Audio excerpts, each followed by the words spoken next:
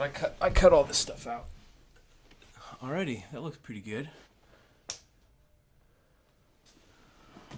Hello, welcome to the DJ Brandon Love podcast. The man that I have beside me here is my father, Eric Andersen. He's a wonderful man, and we're going to chat a bit about his life, and that's what we're going to do, I guess. So tell us about your outfit. What do we got going on here? Yeah, not my most flattering outfit, but I was out riding dirt bikes today, and so this is my dirt bike jersey, and my dirt bike hat. Although I wear a helmet when I'm riding the motorcycle, actually, right? So Yeah. Came straight from out riding at the Juniper Dunes, and had a good time out there, and but I didn't have time to change into something more attractive. So That's all good. Yeah.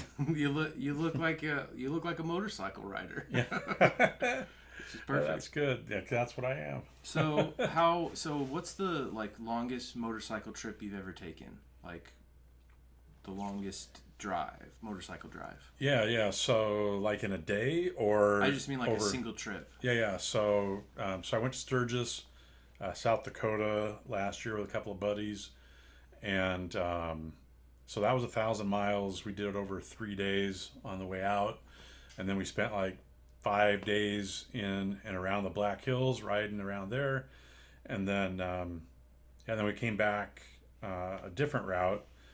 We didn't go through Yellowstone. We kind of skirted up north of it, but it was 1,000 miles back. So Cool. The trip overall, I probably put close to 3,500 miles on my bike on that trip. Nice. Yeah, and that's the longest one that I've taken. That's definitely gonna wear in your butt. Isn't there a certain thing the amount you gotta get your butt used to riding on a motorcycle, because you. Yeah. It's I don't know what that's called, training. Yeah. Butt training. Yeah. I don't know. Yeah, we call it breaking in the saddle. Breaking in the saddle. Yeah. There you go. So. I can only ride motorcycle for half an hour, so. Yeah. So one of the first things I did on this bike, when I got it, it had the stock saddle on it, and so that was not very comfortable. I did a couple of rides with it, longer rides, 300, 400 mile rides in a day, and it just wasn't very comfortable. So there's a guy up in Kingston, so up north of Seattle, on the other side of the peninsula, and he does custom saddles for motorcycles. And so I rode my bike up there, and he ripped my saddle apart and put a gel pad in it, and so it's a lot more comfortable. It still took, I don't know, 500, 600 miles to get it broken in, but once it got broken in, it's pretty comfortable. And so, and I will also, on the really long rides, I'll wear padded shorts just to, so I don't get too uncomfortable. But when I'm riding, I try to stop every hour and a half, and I have to anyways to fuel up, because, I've only got so much capacity on my tank. But stop and stretch my legs, have a drink of water, have a soda, have a snack, whatever. And, just make sure that I'm, feeling good and comfortable, and then take as long of a break as I need to, and then get back on the road and go. But I really enjoy it. So do you have a favorite scene, or in my travels, one of my favorite scenes was the Grand Canyon.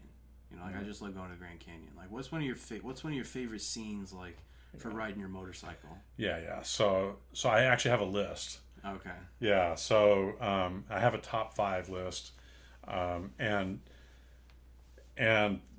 4 of those top 5 rides are in the Black Hills. Wow. Right. Some of the, and there's a reason, where's that? it's in South Dakota. Okay. It's where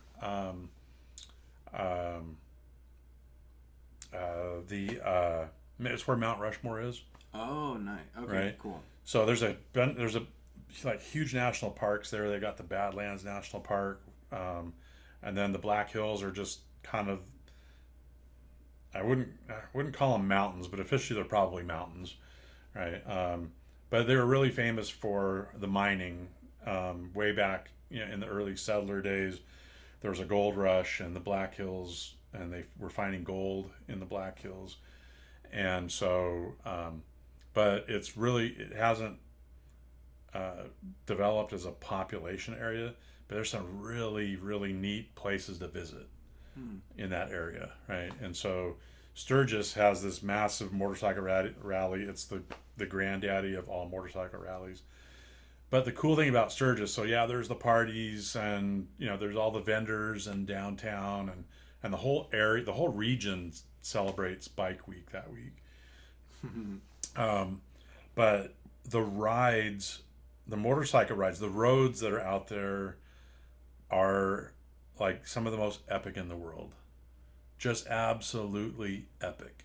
The Iron Mountain Road in the Black Hills has, I think, 2 or 3 what they call pigtails.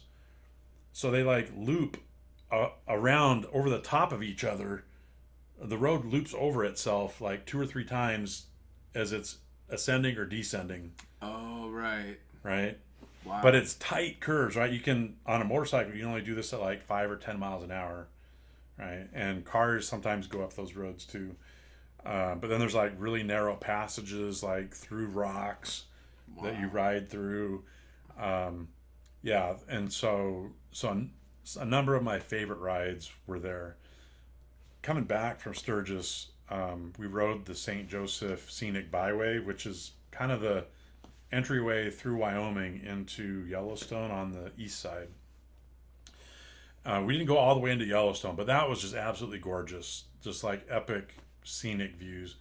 And then we went north over Beartooth Pass, so that took us back to Montana. Both those rides, in and of themselves, world class, like world class motorcycle rides, just absolutely incredible. Something a little closer to home that's in my top 5 is Lolo Pass. So between Lewiston and Missoula, Montana, Highway 12 goes up through Lolo Pass. 99 miles of turns and twisties through the mountains. Wow. Epic. I mean, just epic. And that sounds nice. Yeah, and it's Lolo right Pass. along the river. Yeah, Lolo Pass is incredible. And so, yeah, highly, highly recommend it. And then, again, something closer to home that is, I don't know if it's in my top 5, maybe my top 6. The route, there's a road that you can take from Lewiston and Clarkston. So you go through Clarkston, actually, and it kind of winds up to the top of the Snake River Canyon. And then there's a road that goes all the way down to Joseph, Oregon, near Wallowa Lake. And that highway, there's 2 passes on that highway, and there's some really good twisties and turns on that highway. But when I rode it this last year, it had more rock on, because it's steep, right? So like sometimes you get falling rocks and debris on the road, right, from the rocks. And there, you had to be really careful because you come around a turn and there was like rocks in the road. Oh boy. Right? And so it was a little more treacherous than maybe some of the other routes that I've taken. But if it get cleared up, then yeah, it would and be great. I mean, even so, it was still a fantastic ride. I mean, it again, probably in my top 6. Yeah, Love it. yeah, just yeah, being on a motorcycle and experiencing places like that is just, yeah, epic. What was the first motorcycle that you ever had? Did you have one when you were like a little kid, or? Yeah. So when I was a teenager, my dad actually had a couple of motorcycles. And when I turned 16, I actually commuted on his motorcycle back and forth to work, and I rode it to school. And so that was like an 81 or 80 or 81 Yamaha Maxim. So it was kind of a street bike, kind of a cruiser style street bike. And so that's where I really learned how to ride. I didn't really get into dirt bikes until later. You know, I had this old beat up enduro bike that I got from a farmer. You know, he's like, he wanted $100 for it. He's like, oh man, I got to replace the clutch cable on it. It's like, I called the motorcycle shop. It's like $25 for the clutch cable. It's like, would you take 75? He's like, yep. And so I got it and I threw a clutch cable on it, and man, I rode that thing hard. Um, yeah, at that time, you know, I was living in College Place in what used to be my grandparents' home. So I would ride up and down the railroad tracks out there, and you know, so that was kind of my first exposure. I didn't get a legitimate dirt bike until about 4 years ago, and and so yeah, now I've got a dirt bike that I race and that I ride around on trails, and that's what I was on today. Was on the dirt bike. Cool. Yeah, yeah, good times.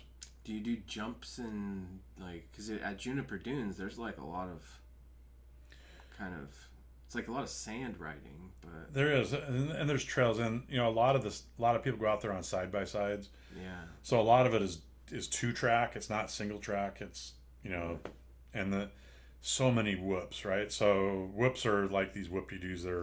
They go up and down, that's right? what I'm saying. Yeah. Yeah, and those things just beat you, right? So you have to have good suspension. I think we probably only rode 20 or 25 miles today, but I'm pretty tired. My legs will be sore tomorrow. But yeah, there's some hill climbs, and there's a really good mix of riding out there, especially after it rains. So the last couple of days it's rained, and that really helps with the dry conditions. There were still, we were still hitting a lot of loose sand today, but in the little canyons and draws and stuff, the trails that are in there were pretty well packed, and so there's some pretty good riding. Yeah, it was good. Very good. Yeah. So I'll ask you a random question now. How about, what is the best piece of advice that you've ever received? The best piece of advice. So there's many, right? And so it's a little situational. Yeah, exactly. You know, but just in general, and yeah, I'm gonna try not to be controversial on in some areas. Other areas I'll be controversial. But I think one of the biggest lessons I've learned in my life, advice I give somebody is know when to keep your mouth shut. Right. Just because I know something or I have insight or wisdom, whatever you want to call it, right? I have some internal knowledge about somebody or something. That's not authorization to speak it, right? And there's a time and a place when that's appropriate, right? And knowing when to do that comes with experience and age and wisdom, right? And so early in my life, in my career, I kind of got this reputation of speaking my mind. Like there was no question where I stood on issues, right? And it didn't matter if it was a manager or if it was a colleague or somebody who worked for me. I just put it out there, right? And I consider that to be to be a positive thing, right? It's like, hey, I'm transparent. I'm just saying it how it is, Yeah. right? But after living that way for a while, I began to realize people would start to distance themselves from me. They didn't want to work with me. They were intimidated by that. Right? They were afraid that it might get directed at them. Right? And so, so I had to course correct a little bit and kind of start to figure out, when is it appropriate to have those conversations? Because I also believe, and this is another thing that I truly believe, in relationships, you have to love people enough to deliver the hard message. And sometimes you can't sugarcoat it, right? You just got to be blunt, right? And I've used that saying for many years in my workplace. You have to love people enough to deliver the hard message. right? But that's also not a green light to deliver it harshly, Yeah. right? And so sometimes, it's important to pull people aside and have a one-on-one conversation and just say, hey, by the way, you know, this is what's going on, and I know you're not going to like this, but for your benefit and for the benefit of the people around you, I need to have this conversation with you, right? Yeah, sitting in the middle of a meeting with people is not the place to call people out and do that, right? Yeah. And so, love people enough to do the hard message, but also, more importantly, know when to keep your mouth shut. You know, two really great pieces of advice that have helped me immensely over the years, for sure. Mm-hmm. I like that. I'm trying to think of what's the best piece of advice I've ever received because I can't say what you said, so I have to say something different. Would it be something similar? I'm trying to think. I mean, the one that I kind of have one that I usually say, but it's like I feel like I want a new one, but here's what it is you can't make an omelet without cracking a couple of eggs. So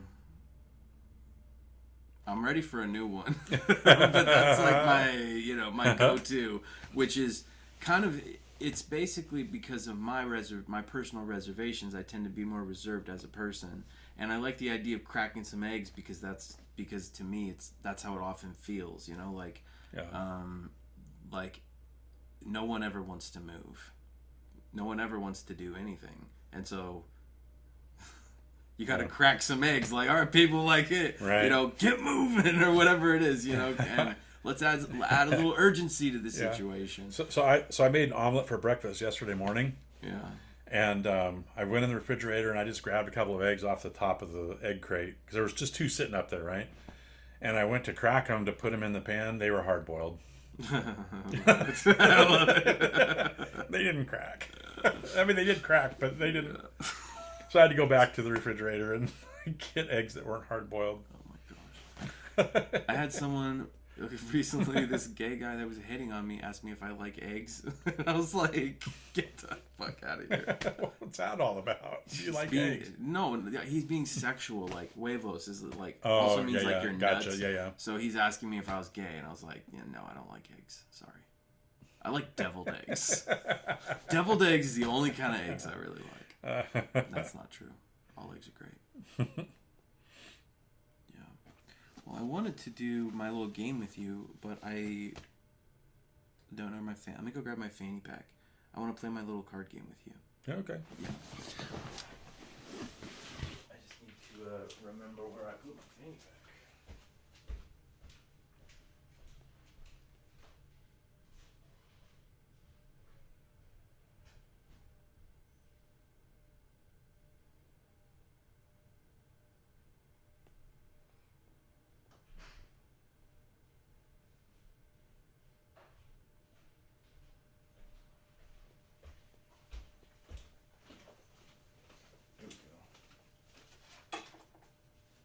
Oh, I also have to ask you the stereotypical question.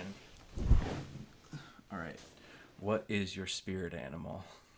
My spirit animal. Yes, I ask everyone that question. That would probably take some reflection. Okay. But I mean, if I just had to guess something,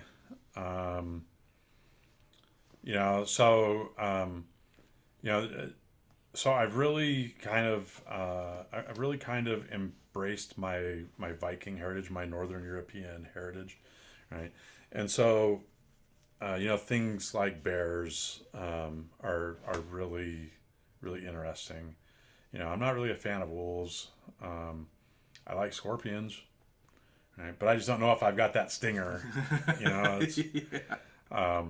Yeah, I'd have to do some reflection. A bear is good because they're perceived as cuddly, which I think you are. I think you are. I do perceive you as a soft, or not soft, but like I like to hug you. I guess. Yeah. And a scorpion's not very huggable. No. Well, and bears can be vicious too, right? So exactly. Yeah.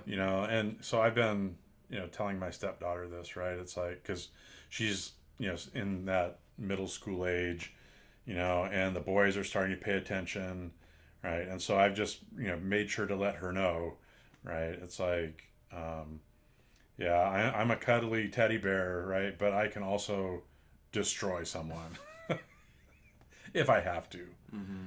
you know. So yeah, bears. Yeah, I like bears. Right on. What's my answer? My answer used to be an octopus Mm-hmm. because it's a great answer and it definitely aligns with a lot of my tendencies. But my new answer, which I think is better, which someone gave me this weekend when I was at this house party and we were going around talking about spirit animals, someone put it on me and said, "You're the Lorax," and I was like, "Why can't we protect the trees, you guys?" And everyone Wow. like bursts out laughing. How funny.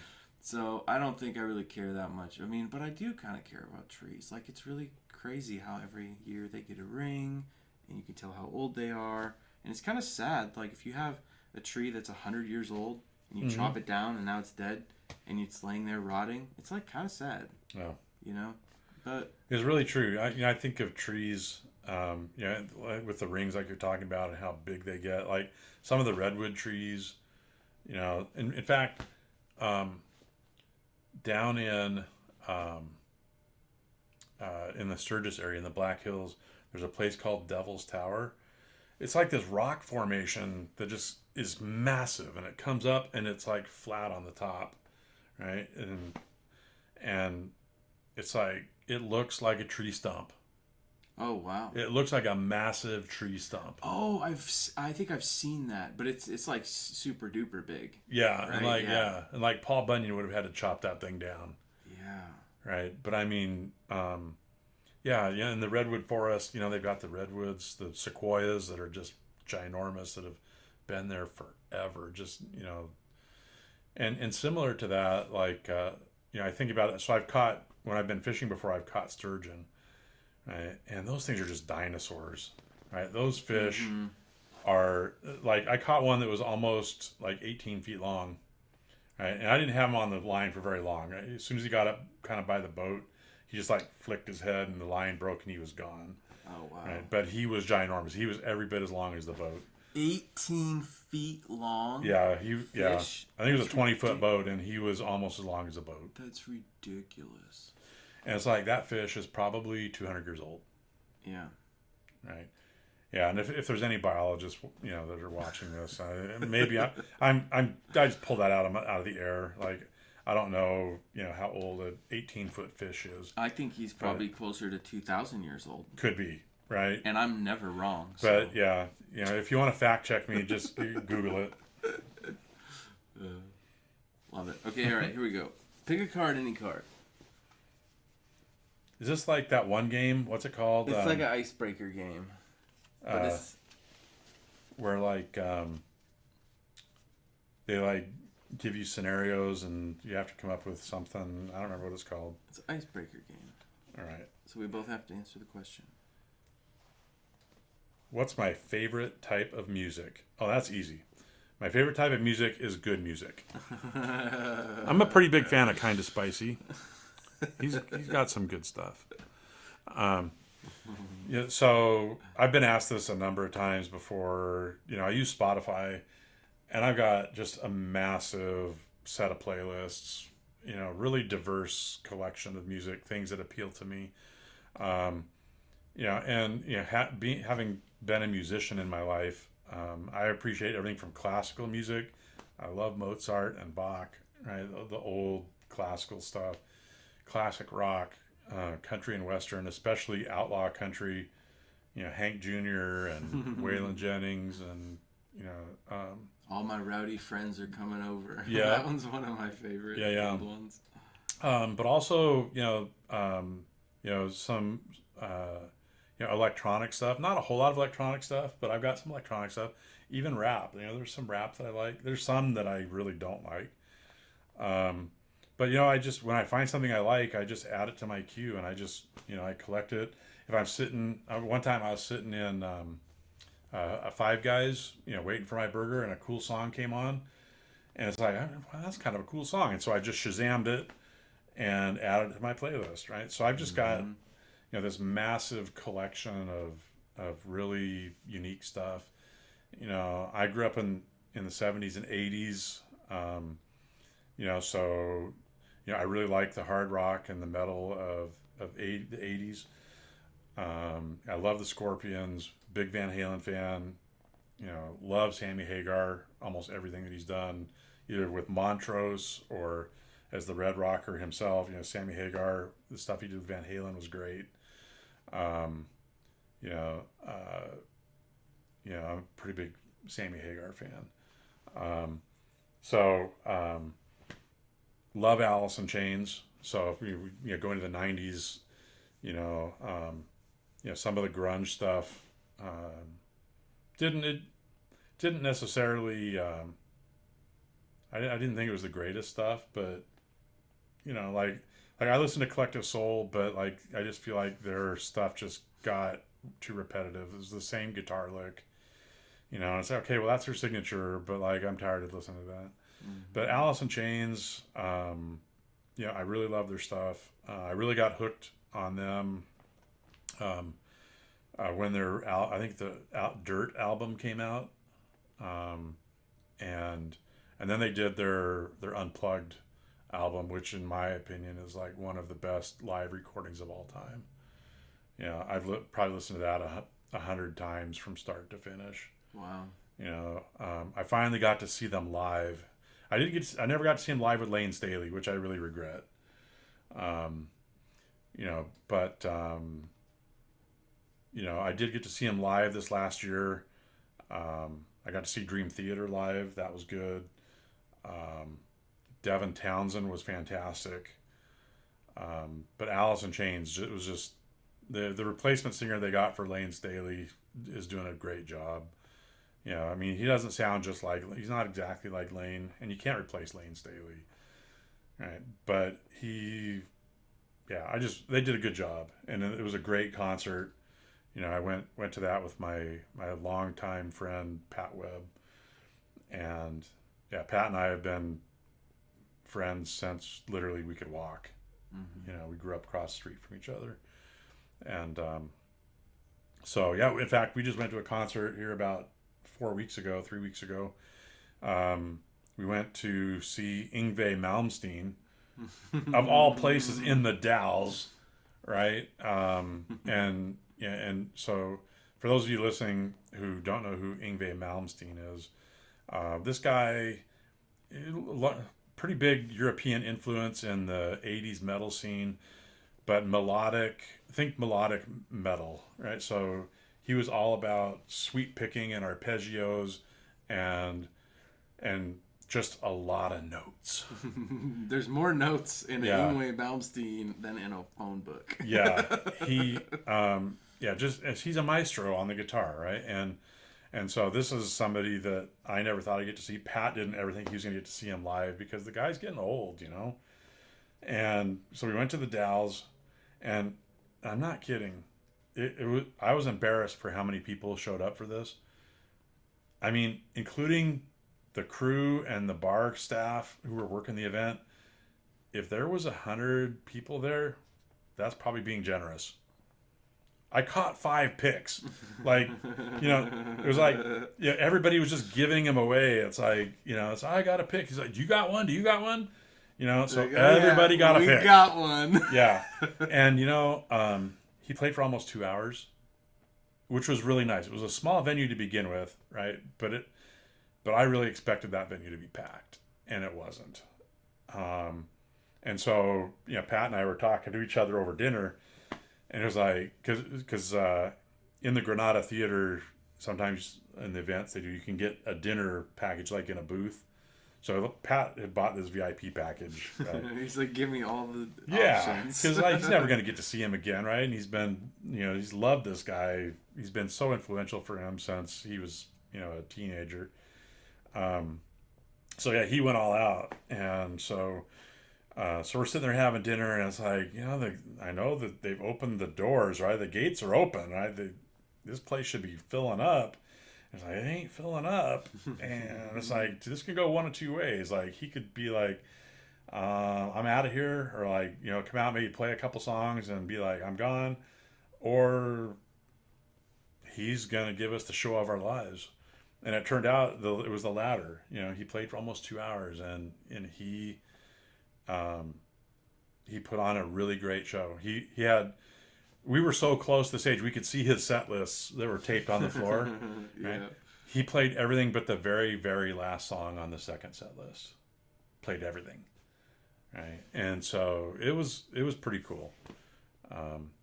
But, Yngwie, again, is just one of those maestros. It's like, it was great to see him. I don't listen to his stuff all the time on my playlist. Alice in Chains it comes up a lot on my playlist. Mm-hmm. Right. I like Pearl Jam. Oh yeah. I like some Pearl Jam, not all of it. Some of that '90s stuff was just it was good and bad. It was all right. It's kind of I mean, as far as Pearl Jam, like all the I like Nirvana and Pearl Jam and REM and like some of those like kind of 90s rock bands, but I can't listen to them all of the time. It's just right on random occasion. Yeah. Good to listen to, but mostly I listen to music that I've never heard before. And so it just ends up that 99% of the time I'm trying to listen to new genres or new music, or, oh, there's a subgenre that I've never listened to before. I'm going to just listen to it as long as I can handle it. Right. That happened recently with hard techno.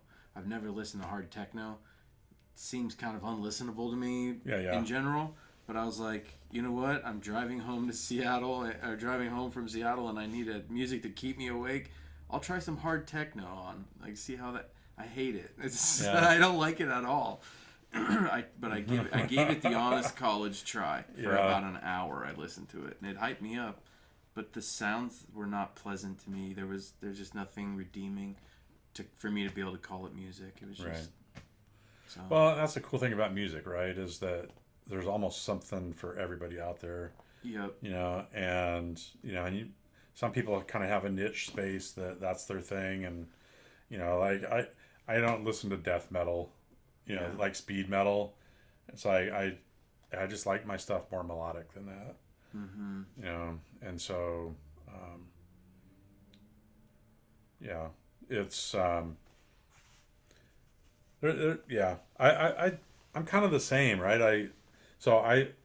I have like on Spotify they have these like weekly playlists that they curate for you.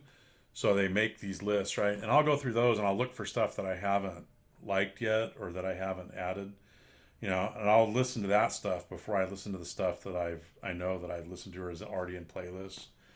And then sometimes I'll go and I'll explore the artist and look at they have like recommendations of similar artists, and I'll look for things that I haven't heard before, and you open that up for those artists, and it has like the top 5. They're like top 5 songs that are being listened to, and I'll just start there, and I'll say, okay, well, let's listen to the number one. It's got 200 million listens, so let's see what that sounds like, right? Mm-hmm. And it's like, all right, well, if it's popular, but I find a lot of times, that I'll find a song kind of buried in an album somewhere that just really resonates with me. And there's like all the popular songs that are getting airplay, but it's like that one song, that song number 5 on their 3rd album, is like, that's just got some really cool stuff. And I just really like that. Mm-hmm. Yeah, I like doing dives on artists to hear, and sometimes even like, oh, this guy's really good. I'm going to go listen to his first song and see if it's trash and compared to what he has. I want to see a progression in an artist. I like to see stuff like that. It's really incredible, this digital age that we're in, right? So I was on a business trip last week, and I was talking with a couple of my colleagues. We were out for dinner one night, and we were talking, and one of the guys was like, so he just started his family. So they've got a 1-year-old or 2-year-old son now, and he's like, I've got all these heavy metal shirts, these T-shirts that I got from going to concerts when I was younger, and he's like, I don't know what to do with them, and he's like, so I think I'm gonna like have them made into a quilt, because I can't wear them all the time because it scares my 2-year-old son, like these demonic shirts that I've got. Mm-hmm.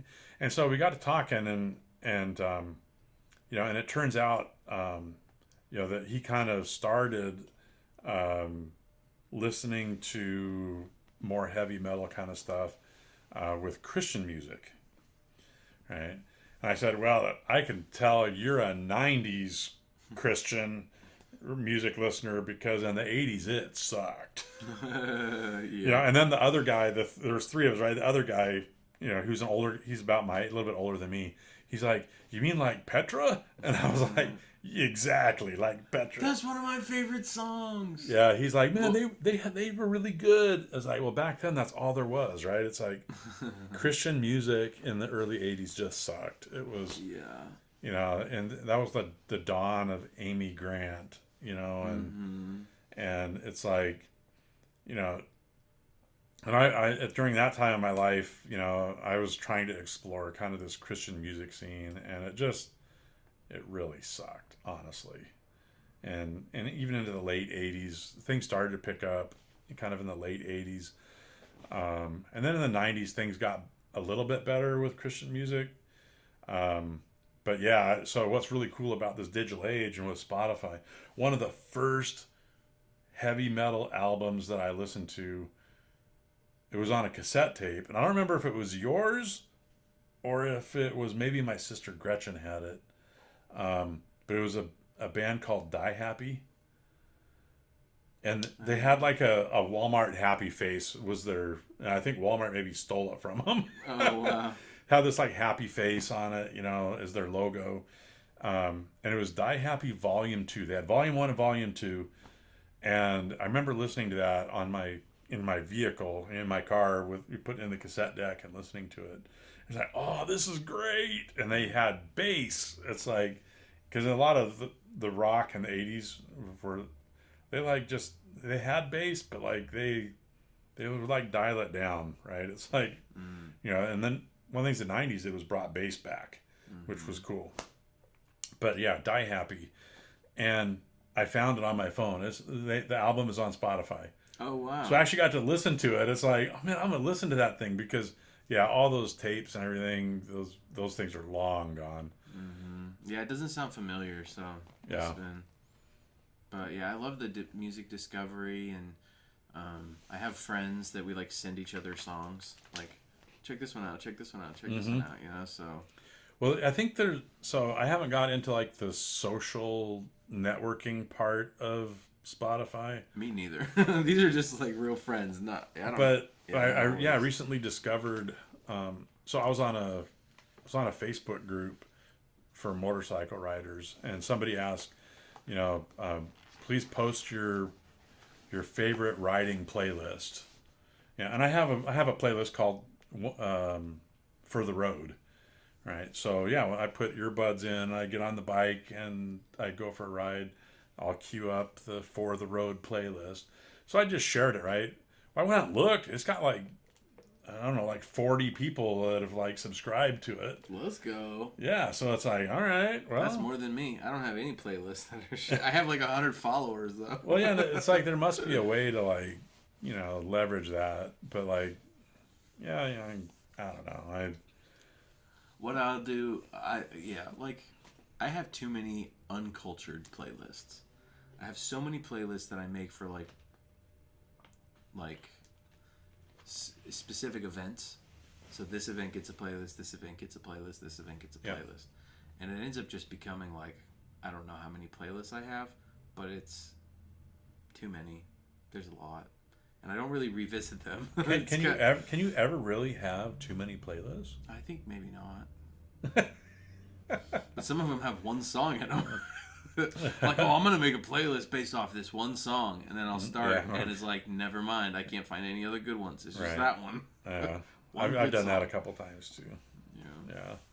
But I've been, lately, the last one I made was a drum and bass playlist. I realized that over the years, I've collected a lot of drum and bass, but I've never put it into one place before. Mm-hmm. So I've started doing that. Like, it's one of my favorite genres because it's high energy, but I like the ones that have some melodic content. So it's high energy, but it has melody and also like hard bass in it too. So you get the whole package.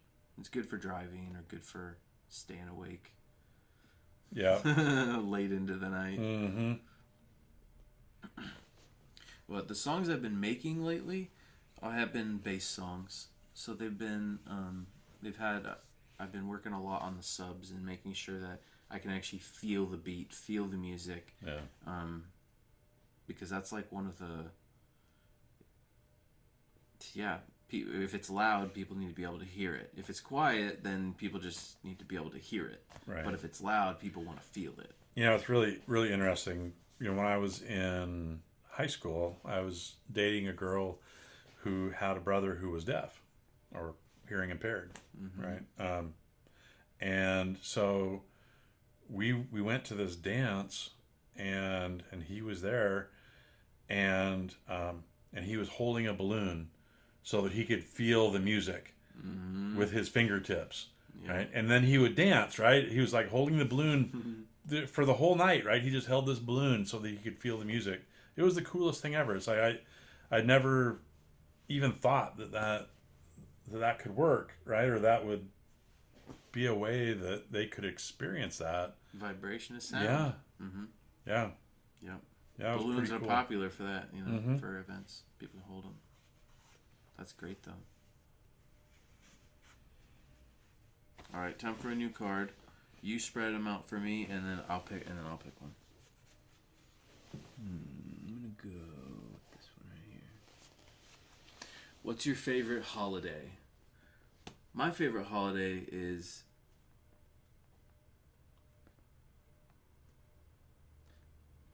singing karaoke with you. Yeah. Oh, you're talking about a specific one. I thought you were well, what's my favorite holiday? I'm saying a specific experience. Yeah. I mean, in general, what's my favorite holiday? Probably New Year's Eve. In general. But it's all about starting over, and it's about becoming a new version of yourself, applying new goals to your life. It's not about, everyone tries to make it about the failure that you experience, but they neglect, like, even if you just make your goals and then you never look at them again, you still made some level of progress because you were trying. Yeah. You just stopped trying. So, like, the whole thing with New Year's resolutions, people are probably taking on too much instead of accepting themselves for who they are and working with that. But I think New Year's Eve is like a time to celebrate all the accomplishments that we've had and everything. And so, do you think birthdays count as holidays? Totally, yeah. Yeah. And I mean, if you go to someone else's birthday party, it's a holiday. Like, you're hanging out, eating food, eating cake, doing, I think it's. But I just think it's not a shared holiday necessarily. Like, I'm trying to remember. That karaoke night, was that Thanksgiving or Christmas? That's what I couldn't remember. I can't remember. It was either. so much fun, though, that I'm like, maybe we should just plan to do that again because it was so much fun. Yeah, we had a blast. We didn't really. I think it must have been Thanksgiving because it wasn't New Year's. I don't remember what I did for New Year's. I must have done something. I DJ'd somewhere. Oh, I know. Okay, I know. I'm pretty sure when we were hanging out was Thanksgiving. And then Christmas was kind of, or maybe it was Christmas. I don't remember. It was one of those. Yeah. Memory fails us. Yeah.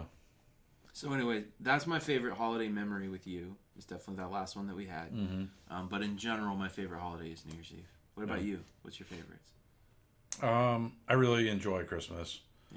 Yeah. I enjoyed it as a kid. I enjoyed it more as an adult. It's exhausting buying presents, especially for a big family. But just to see the excitement on the kids' faces in the morning, it makes it worthwhile. It's just, yeah.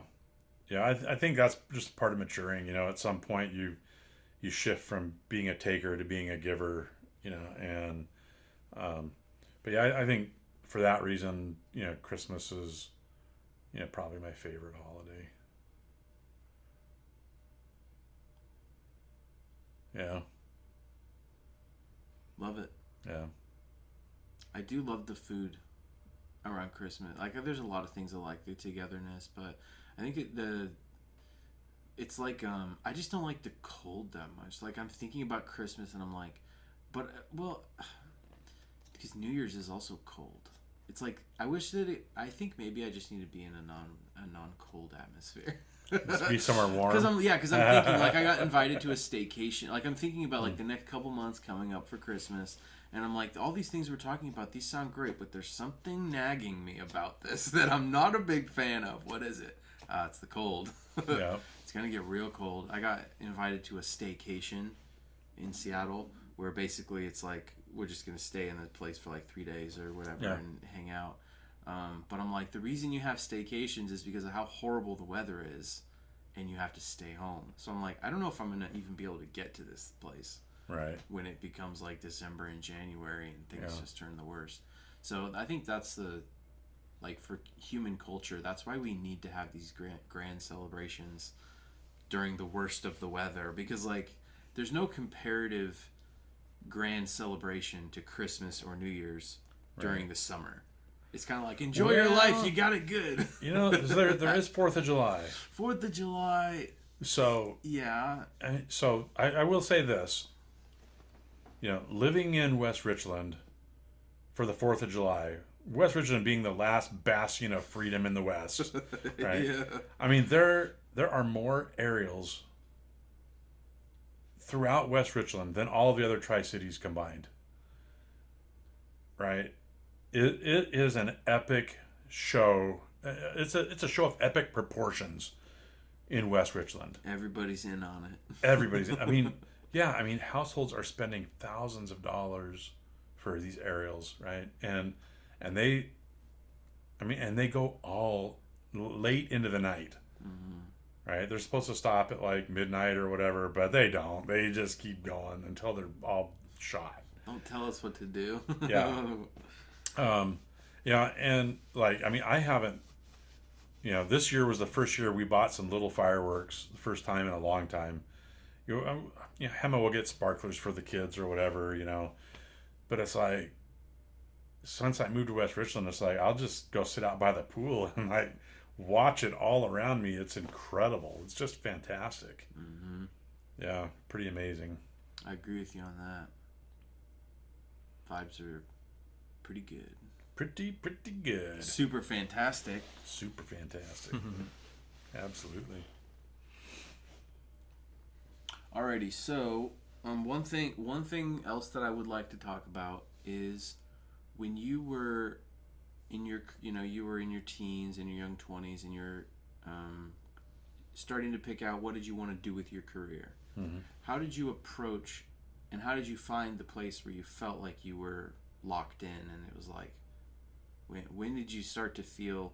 Because you start off early, and you got you go through the process of, I'm going to start a career right here, And did you immediately feel like, oh, I'm settled in, this is the spot for me? Or did did you end up feeling like, I need to be somewhere else, and how do I get there? Yeah. So it was definitely a journey, right? There was no epiphany where the light just came on and it's like, oh, that's what I'm going to do, right? So I'm a firm believer that, that you shouldn't necessarily pursue what you're passionate about for a career.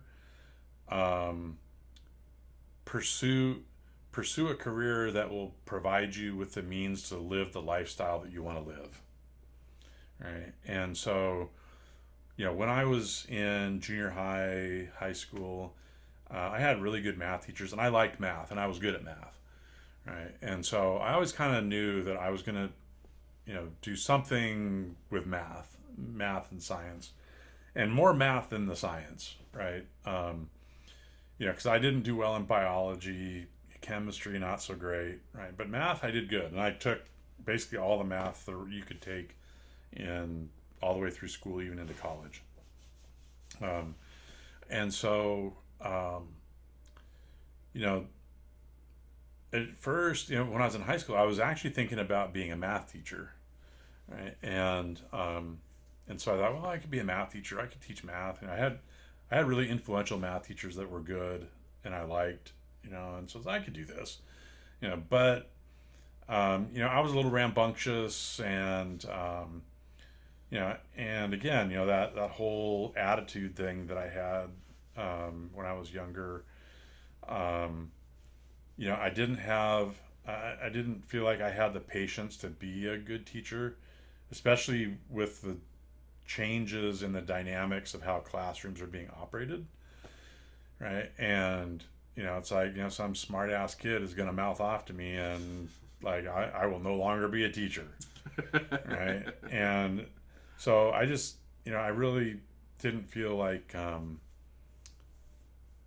felt like there was some risk there, right? And so I continued to study the math and everything. But then it's like, all right, well, engineering, there's a lot of opportunity for engineering. And so I started looking at like civil engineering, and then, so I started college and then, ended up, getting married and having babies. And so that slowed down. I got a job out at the National Lab as a technician, and I went back to school. And I was looking at different engineering programs, and I really thought I was going to go electrical engineering. I was really interested in robotics. I thought robotics was like the cool thing to go into. It turns out that robotics is kind of a niche field. There's not a whole lot of people that work in robotics, and those jobs can be hard to get. Whereas civil engineers, everybody needs help building bridges and roads. And I was interested in architecture, so I looked at architecture, as a career. Again, it felt too artsy and not, I like hands-on things. I like working on things. I work on my own motorcycles, even to this day. I worked on my own cars. I like to fix things. I'm a do-it-yourself kind of person. And so I was looking at electrical engineering. Well, and again, the naivety, I was so naive when I was younger. I didn't really know what engineers did. And growing up in Walla Walla, we didn't have a whole lot of opportunity to go out and interact with engineers and, have conversations with them about what does that look like. But when I got to the National Lab, I was surrounded by engineers and scientists, and and so I got a pretty good understanding of what it is they did. And as I was starting to look at the curriculum, I finished my first 2 years of college, the kind of the entry stuff for engineering. I got accepted at WSU. I had to decide, was I going to go electrical or mechanical? They didn't have a civil program there, I don't think. And so I was looking at the curriculum for electrical, and I was like, man, that's a lot of circuits. And it's like circuits this and circuits that and circuits lab. And, every class with circuits had a circuits lab. It's like, man, all these circuits. And when I took physics, I hated circuits. And it's like, oh, maybe this isn't for me, And so I went over and I talked to the head of the mechanical engineering program. And he laid it all out, and he's like, yeah, you're going to study heat transfer, and you're going to mechanics of materials, and you're going to learn how to design things that, how all these work together, and you're going to learn how to select the right parts to, to meet the needs and to establish requirements to design to. And so that really resonated with me, and so that's kind of the direction I went. And then, in January, I will have been with the National Lab for our 35 years. Wow. I've probably had 10 different careers over that span within the lab, right? Including managerial assignments and things like that, right? But, it's I've been able to work on something for 3 or 4 years and then close that up and then move on to what the next thing is. And I've got to really experience a really broad spectrum of things I've been able to work on as part of my career. And over the course of time, you work on things and you get some experience and opportunities come up and you start to advance and you move and yeah, looking back, 35 years, it's like, wow, I've, as as a local guy that kind of grew up in this area, you know, who didn't even know there was a national lab when I graduated high school. You know, ended up there through your Uncle Larry, you know, I look back now and it's like, wow, it's been pretty remarkable the things that I've been able to do, the things I've got to work on, and the things that I've been able to be a part of. Some that I can talk about, some I can't talk about. All right, what's the coolest project that you can talk about? Oh boy, the coolest one. Does it involve lasers? Not directly. But I have done work with lasers. So this was kind of a systems integration project. It was to detect suicide bombers at large national special security events. So national special security events are things like presidential inaugurations, Republican or Democratic national conventions, big events that just draw lots of people. They're political most of the time? Not necessarily. They could just be like a Super Bowl would be a national special security event. Oh, wow. Okay. Right. And so, yeah, you know, we don't want terrorists or suicide bombers working their way into venues like that. Right. Mm-hmm. And it's not just to protect our political leaders. You know, we're to protect people too, mm-hmm. you know. And so, yeah, so we developed a system that took a bunch of different technologies and kind of integrated them together so that we could identify suicide bombers trying to work their way into a venue. Wow. And we did a pilot right here in the Tri-Cities at the Toyota Center for a hockey game one night. And we hired a bunch of people to wear surrogate suicide vests underneath their hockey jerseys. We were working with local law enforcement, you know, and we had, you know, we made sure it was safe. Yeah, we used things like forward-looking infrared sensors, microwave sensors. We even used canines. So we had canine units out there. Yeah, there were a number of different technologies that we kind of pulled together, and then we had a trailer that it was like the command center, had all the displays so that law enforcement could be looking at all of these different sensor inputs and have them integrated together. So it's like, okay, that guy looks like he's got something under his vest. They look at another screen. It's like, okay, yeah, I can confirm that looks like a suicide vest. We need to interdict him. So somebody would stop him. Wow. So the crazy thing about that demonstration, or that pilot that we did, it was during a real hockey game, right? And we caught people like smuggling beers in, right? You know, and then the other thing, this is part of the challenge we didn't understand. It's like, hey, this is a research project, you know, yeah. But the problem was we were working with local law enforcement, and so one night we're at the hockey game, and all of a sudden this Kennewick cop is like, I recognize that guy he's coming down the parking lot. I recognize him. There's a warrant for him. Out he went to arrest him. It's like, we're in the middle of an exercise. But he's like, I got to arrest. I saw him. I have to arrest him. So he chased him down, arrested him, and then he had to, you know, take him to the pokey, right? And it was like, well, thanks for volunteering to work with us, yeah. Right? But like, now we're a man down. Yeah, it's like by the time he got back, it's like you know, and we didn't do people leaving the venue. We only looked at people coming in. So it was like, yeah. Well, I mean, we got by with what we had, but yeah, that was probably one the coolest project. And that got picked up by National Geographic. They did a special on it. Oh, wow. That got broadcast on their network. I can't remember if it was National Geographic or the History Channel. Anyways, yeah, one of those, you know, cable network channels did a special on it. Mm-hmm. I've got a DVD of it somewhere at home. Cool. Yeah.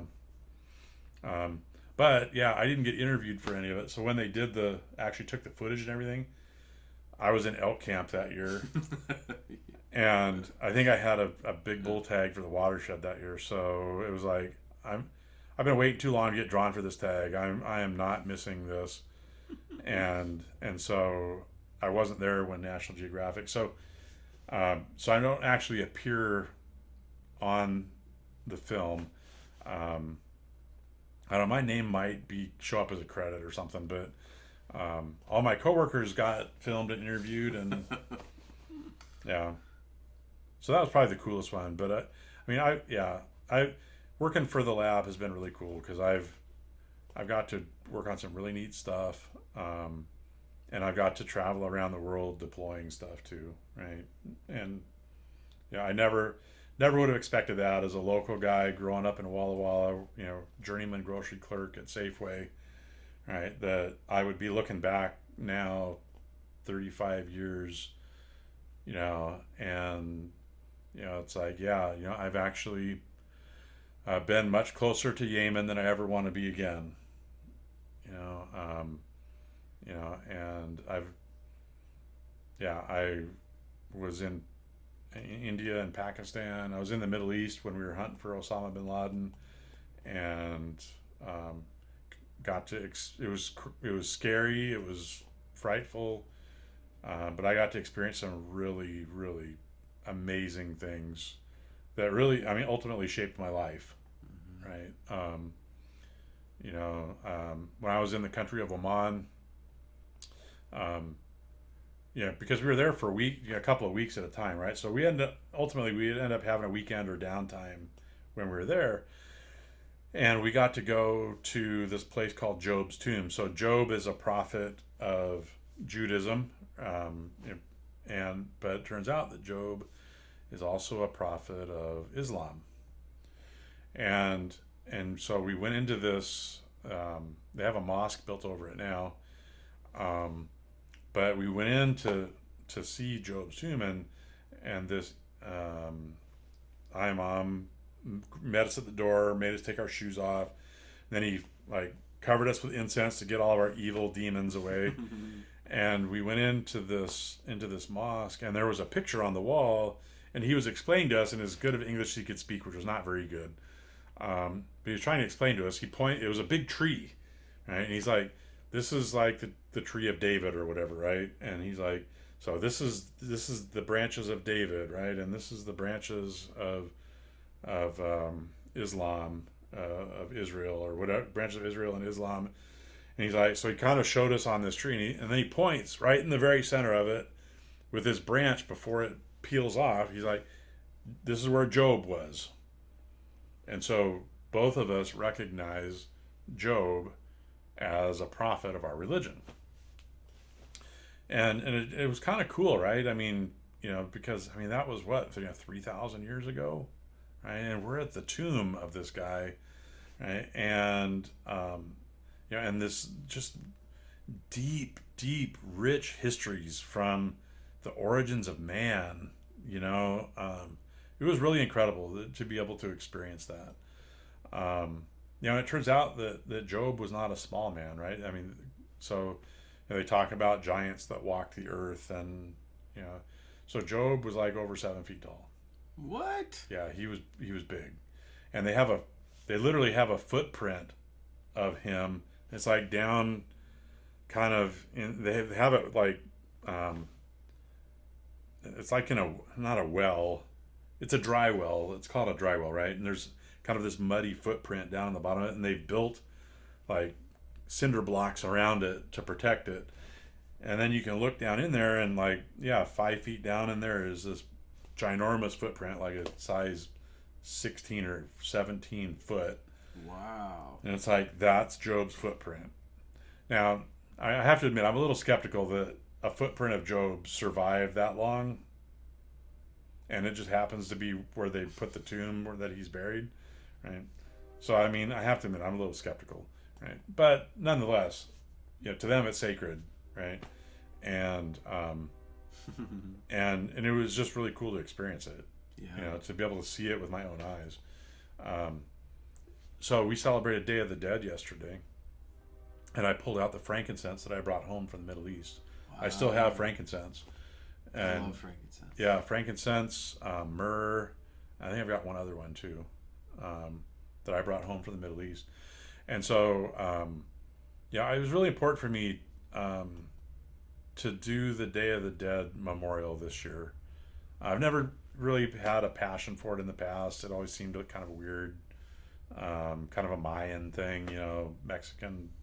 But our Memorial Day is kind of focused on soldiers that lost their lives in battle, right? And Veterans Day is celebrating veterans. We don't really have a Memorial Day for just the people that have gone before us, and so this Day of the Dead celebration, that's kind of the way I look at it. It's like, it's so we built an altar, and I just printed a collage of pictures that I was able to scrounge up of family members that I was close to. They were in my family that passed, and Hema did the same thing for her family. We built a little altar, and we put some little offerings, like her grandma loved cashews and Coke Zero, so we had that for her, and we decorated it really cool, and then I lit some incense. I burned some frankincense as part of that. That it wasn't really a ceremony, it was just a memorial, right? It's like we're just remembering the people that went before us, and that basically created us, and and have been influential to us. Yeah. And I think the biggest thing that really drove my desire for that this year was, Hema's grandma died right before Labor Day weekend, or maybe right before Labor Day weekend. I was on a motorcycle camping trip with my riding buddies, and I really thought, like, I mean, here in the States, like, if somebody dies, it's like a week before they have the funeral. They did the funeral within 3 days of her dying, right? And so I didn't get to go down there, and I loved Hema's grandmother. She was so sweet, and she loved me, and so I missed out on all that, and so it was really important for me to do this memorial thing, because we were gonna do something we were thinking about doing something at the house to just kind of have a family memorial, but it ended up, we all went out to dinner to a place down here in downtown Kennewick, which was fantastic, by the way. And we just created this little altar of this memorial, and so it was nice. But yeah, so I used the frankincense that I brought home from the Middle East, and still smells great. It didn't set off any fire alarms in the house either. That was good.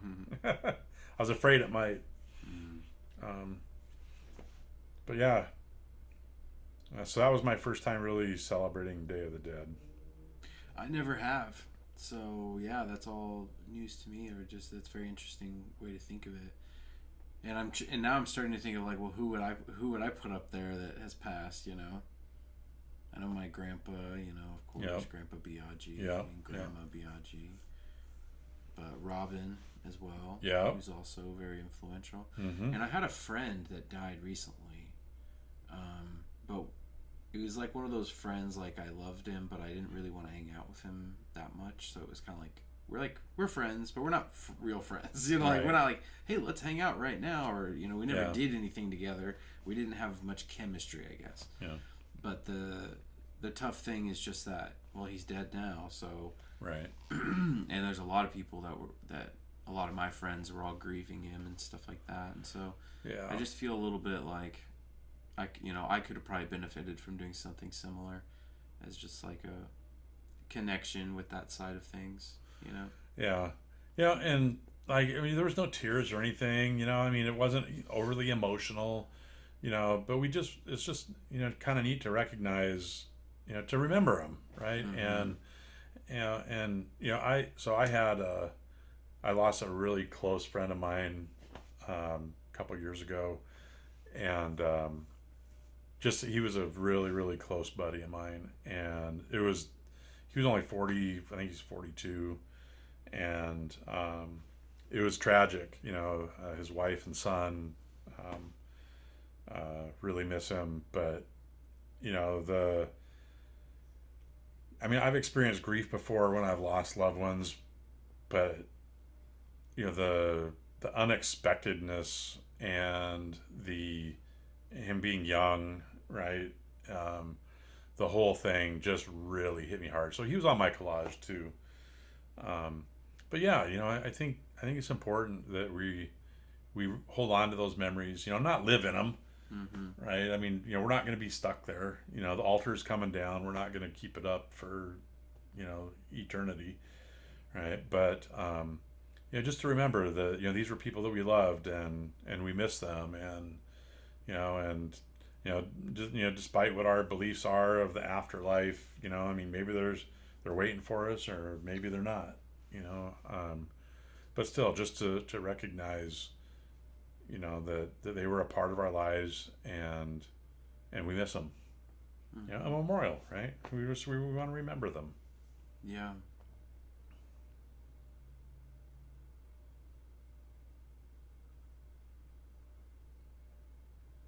Yeah, good stuff. God bless. That's what I like to say. God bless. So Day of the Dead is actually like an entire week. Oh, okay. So they it doesn't have anything to do with Halloween or All Saints Day. Maybe it does have something to do with All Saints Day. But it's there's each day of the week is, you remember. They have like categories, I guess, right? And so like October 31st, I think, is for pets, right? So if you've lost pets that were influential to you, that's the day you remember the pets that have died. And then November 1st is for the unborn, so people with miscarriages or who have had to deal with abortions. Um, um, and I don't know if it's unborn or if it's just kids.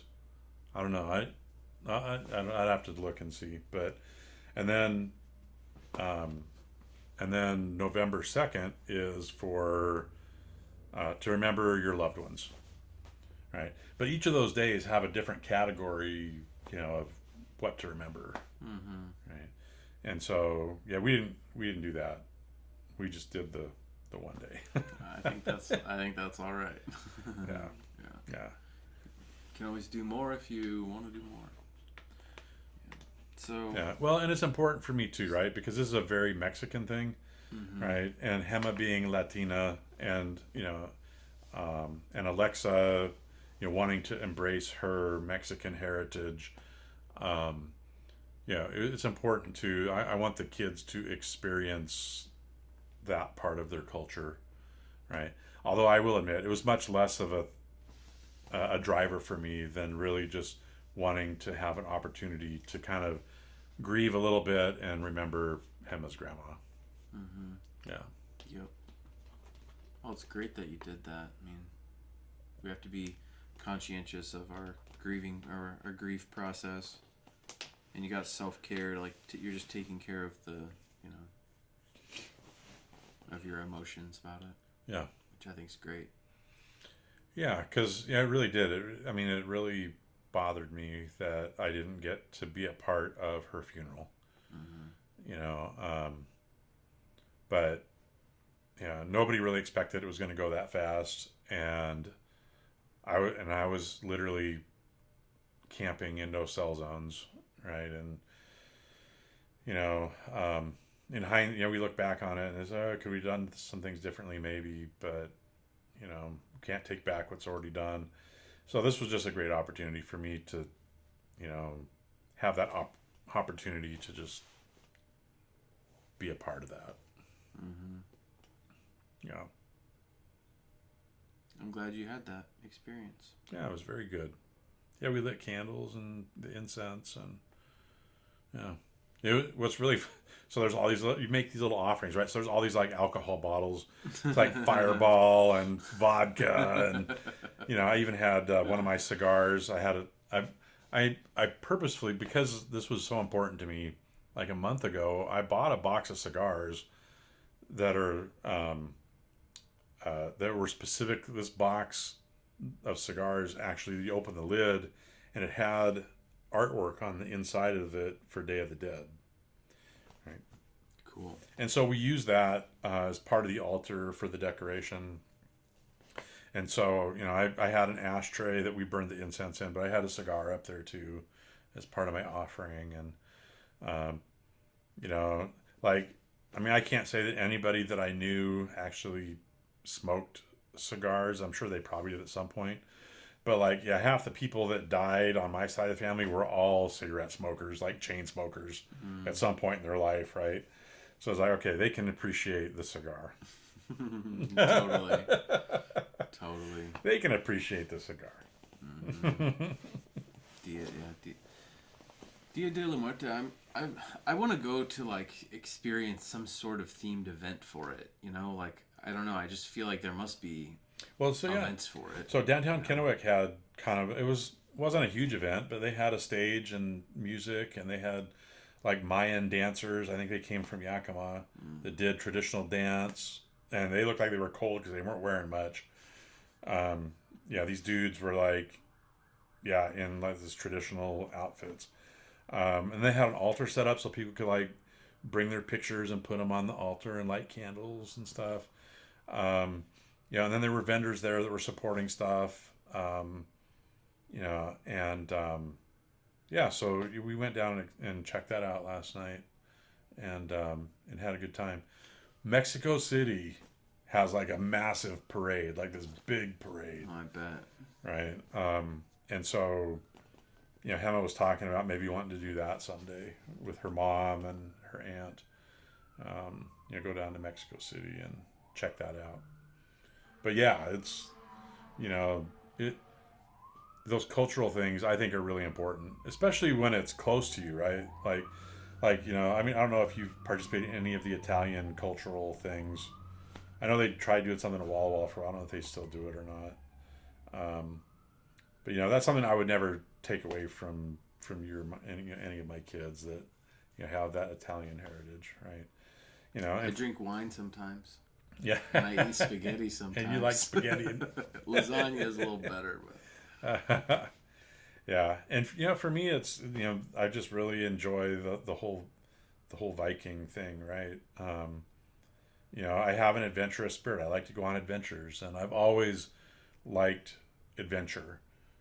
Throughout my entire life, as a kid, as a parent, I would make up crazy stories, bedtime stories about adventures, and so, and then, getting on my motorcycle and riding, and just, having that exploratory spirit, right? To just go explore different places. And, and then when I get there, even on my business travel, right? It's always important for me. I will seek out a restaurant that is a local hotspot, so I can experience the flavor, the cultural flavor of that area, not just food wise, right? But with the people, and so I attribute a lot of that to kind of my Viking heritage of being an explorer and.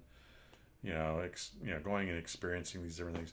The raping and pillaging and plundering, not so much. But if there's ever an apocalypse, I guess I can always fall back on that. You got a battle axe? I don't have, but I took my family crest and added a couple of battle axes to it, right? And so I've got a tattoo on my left shoulder here that's with the family crest with the battle axes. But I don't actually own a battle axe yet. We gotta craft it. We're gonna have to home craft it. You can't have someone else make it. It's gotta be it's gotta be the bladesmith, whatever. And this is this right here is the finest crafted battle axe in the world, and it's sharp. It can cut through the spirit of time. Right. So sharp it can cut time. I do have my great grandpa Forthman's meat cleaver. Let's go. Right. And I can't imagine how many chickens found their fate to that meat cleaver. But that thing is a chunk of metal. And yeah, I've got it hanging up in my shop. I would hate to repurpose that into a battle axe, but I've also, because I'm a do-it-yourselfer, I've also had interest in, like crafting my own blades. I haven't done that yet, but it's something that's kind of on my bucket list. Maybe for retirement or something, I'll, get a bandsaw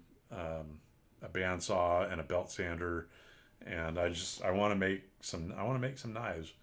As part of that, maybe I'll make a battle axe. Or it's not two. A bad idea. It's not a bad idea. Yeah, I think that would be fun. But right now, I'm just enjoying my free time, riding my motorcycles and supporting the kids in the things they're doing. So Alexa's really involved in theater, and Tommy was playing some sports. We kind of bowed out of the fall soccer thing, but he signed up for basketball this winter. So trying to support and encourage the kids and that stuff. So I have to be selective about my hobbies. And then during the summer we have a pool. So during the summer, a lot of my time is consumed keeping the pool chemistry balanced and keeping it clean and maintenance. And it turns out, pools, what they say about pools is that they're a lot of work, and it turns out that it's true. So is your long-term plan to find yourself a pool boy that's going to take care of it for you? Is that going to be Tommy's job? No, I mean, right now I'm the pool boy. Yeah. I do, 99.9% of it. But I was starting to get pretty frustrated kind of toward the end of this year because it was the things I had to do. Every time I turned a corner, there was something else that needed to be fixed or, replaced or repaired, and it's like, man, this is not what I want to spend my time doing, so yeah, I don't know. We'll see when the spring comes, what him and I decide to do about, if we want to pay somebody to do it. I don't know. I'm such a do-it-yourselfer. I hate paying people to do things that I can do myself. Yeah. But at some point I need to reconcile what's my time worth. Mm-hmm. Do I really want to be, replacing the deck jets, or do I want to be on my Harley riding an epic road somewhere? Mm-hmm. Well, we sure appreciate you having a pool. So I'd rather you didn't get rid of it. And of course, if there's obviously people always say, well, if there's anything I can do to help, it's like, there's not really anything you could do to help because it's complicated. Yeah. But if there's anything I can do to help, just let me know. Well, I'll tell you, I could probably start a very lucrative side business doing people's pool stuff. Yeah. But I already work 40 plus hours a week, and so, I don't really need a side hustle right now. Yeah. Although I had one for a while. I had a photography business that was a side hustle. Mm. I tried to make money off of landscape photography, and it just turns out that's a really hard market to be profitable in. Mm-hmm. Yeah. I tried some, a little bit of action photography, but, at the end of the day, it turned out to be a good tax write-off because all those motorcycle trips I went on, I'd bring the camera so I could write off my expenses for those trips. But, the reality was, I just had too many years of not showing a profit, and I just don't want to put myself in a position where I end up being an audit target for the IRS. I'd just rather not go through that. Mm-hmm. And if somebody wants to give you $20 for something, they could still give you $20 for it. Right. So because I imagine with all the photographs you've taken, you probably would print them and want to have them at farmers markets, or have them be in places where people are. So if you wanted to pursue it, you still have that option. Yeah, some of my better ones I've printed on canvases and I have them hanging up in the office. Yeah, well, that's great. Yeah. It's just you're able to surround yourself with your own art, which is awesome. Yeah, yeah. Yeah, and I've had a couple people ask me for specific things, but yeah, it just ends up being more work, more effort than I was really willing to put into it. That's what DJing is.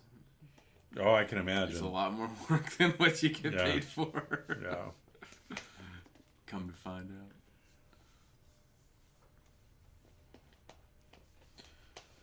Yes, well, let me think here. I have... Let me look at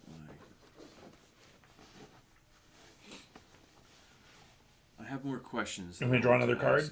I have more questions that I was hoping to actually ask you.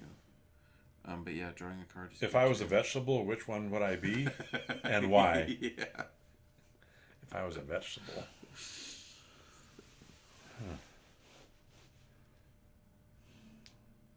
Do mushrooms count? Yeah, I think so. I think everything's a vegetable. I think a mushroom totally counts. Okay. I think... Okay, I have a good question when the next time comes up. Yeah. Okay. I'm done talking about being a vegetable. All right. If I was a vegetable, what vegetable would I be? I'd be a broccoli. Because my hair looks just like broccoli. That would have been a great Halloween costume. Next year I'll be broccoli. There you go. Yeah, instead for Halloween I was a clown. I was a rodeo clown, and it was a little too real. And people were like, Brandon, why are you wearing that? And I was like, because it's my worst nightmare. That's why I'm wearing it. Oh man, clowns can just be so creepy. Yeah. And I want to be a clown, but I don't want to be I don't want to be a clown. I want to be like a clowny person, like a goofball. Right. And all of that. But like putting the makeup on and like going about that whole thing, and then taking on that like kind of like annoying persona. It's like I can't really fit myself into that bubble. But rodeo clowns, I actually like rodeo clowns because they're acrobats. They're adept at avoiding. Oh yeah, they're athletes. Bulls. They're athletes. So yeah. So to me, it was like for Halloween, I wanted to be a rodeo clown, but I didn't really. So anyways, it was like, you know. Yeah. Have you ever tried running across like clods of dirt like that, like they have in the rodeo arena? That's why they gotta have big shoes. Oh man, to get over the that's ridiculous. Yeah, but ultimately it was all very fun and people had a great time. People did say they liked my costume, but yeah. So here's the question I wanted to ask you. Okay. So what is a conspiracy that you believe in? Or not, it doesn't have to be a conspiracy from your perspective. Yeah. But what's like something along those lines? Or you don't have to believe it. Maybe you're just fascinated by it. Okay, so let me go on record by saying that these are my own opinions and not the opinions of the national lab that I work for. Okay. Right. So I do have tendencies to be kind of a conspiracy theorist. I would openly admit that. But the biggest one, I think that that people have bought into. Well, there's a couple. I'm only going to go into one. Is that we landed on the moon? That we actually put human beings on the moon. So having studied science myself, and I just think that the indicators are, in my mind, are that it was much more of a orchestrated hoax. Not even a hoax. It was an orchestrated effort to deceive people to believe that we did it.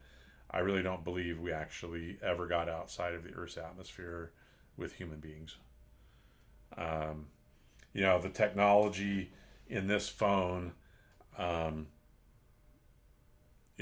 dwarfs the technology they had available in the 60s, right? And I'm just skeptical. I question if we've actually been to the moon, we land on the moon, we got on the moon, why aren't we there right now? Because we are people that like to conquer new lands and exploit them, right? That's our human nature. And so, we've got this Hubble telescope orbiting the Earth, and it's like, well, why not just put it on the dark side of the moon? Mm-hmm. Then you got this beautiful view to the stars with no atmosphere affecting it. Why do you got to put it in orbit? Why don't you just go land it there? Oh, well, that's really expensive. Okay. It's not like the U.S. government doesn't have lots of money. For stuff like that. Right? It's like, yeah. And, it's like, so, and again, as somebody who studied dynamics, who studied motion and how things work together, so you land on the moon, then you got to get off the moon. Yep. Which is probably even harder. Right. And it's probably harder to get back. So you successfully land on the moon, right? So now, just now we have drone technology, right, that keeps things using gyroscopes, keeps them level, right, and keeps them from tipping over and going in the wrong directions, even though sometimes get it wrong, right? So we go outside of our atmosphere, we fly all those miles to the moon, and we land on the moon and put a flag up and take some samples, and then we get back and launch off of the moon. Because not even one thing broke. Yeah. We landed on the moon and nothing broke. Yeah, and then we launch off of the moon and get all the way back to Earth with no harm done. Yeah, I think it's all bullshit. Seems pretty unlikely. I just, and it's like, had we done it, like, I remember like 4 or 5 years ago, I saw something on the news. It's like, oh, they just launched this new penetrator to the surface of the moon to see if there's water there. It's like, well, why don't you just land some people's asses on the moon and like go drill some wells? It's like, yeah, so they launched a penetrator, right? And it's like, oh, we're looking at the spectrum of the dust cloud to see if there's signs of moisture on the moon. And it's like, well, what are you using a penetrator for? I guess that's cheaper, but why don't you just go up there and check it out? So, yeah. So I think that's probably, one of my biggest conspiracies. So do you think that so here's what's funny to me is, does this mean that there is an opportunity for a future president who brings us to the moon and is the actual first president to bring us to the moon? Or do you think we actually, like, we've reached the moon now, but a person has never... So is the belief that there has still never been a person to set foot on the moon? Because that means that there's still a president that could have that actually happen. It would be like a total... What is that like? If there was a president to get elected to do it, and then basically go back and say, "Hey guys, we never did this. They were lying to you the whole time." That feels like a move that would work politically, though. I want to be the actual first president to land someone on the moon. Well, so, and again, having worked for the federal government, right? There are usually reasons why information like that is protected or considered classified, or it's like you don't share it. But China and Russia, have been in the same space race, right? And so, all right, now if you really want to get into conspiracies, right, then you can start talking about, new world orders and global powers, and it's like, there's just things that are this is the story we're telling, and we're not deviating from that. And then you have to ask yourself why. It's like, well, why is that? Right? Mm-hmm. So I don't have all the answers for that, but and I do believe in science, right? And there's some really incredible technology out there. And if I believe that there are these radiation belts that exist, at the edge of our atmosphere, right? And what does that mean? I don't know what that is. So there's these radiation belts that you have to pass through to get out of our atmosphere, and humans can't survive it. animals can't survive it. Monkeys, dogs, whatever. It's like you send them through that and they get baked, right? Wow. It kills them, right? And back in the early days of my career, I worked on products that were what we called radiation hardened, and we were doing this research. So NASA was doing some of this research, but we were doing it because, we're putting robotic crawlers into radioactive pipes, right? And the electronics get damaged from all the radiation, right? And so if you think of radiation not just as like contamination, like dust, right? Mm-hmm. That's not radiation, right? That's contamination. Radiation is the heat coming from this candle in front of us. Mm-hmm. That's the heat is being radiated, right? The light coming from that light bulb, from that filament, the light is being radiated, right? So you can't grab it, you can't touch it, right? But it's energy, it's transmission of energy. And these radiation belts have so much energy that you can't pass through them. Biological living things can't pass through them without dying. So how do you harden systems to survive that? You shield it with really dense materials like lead.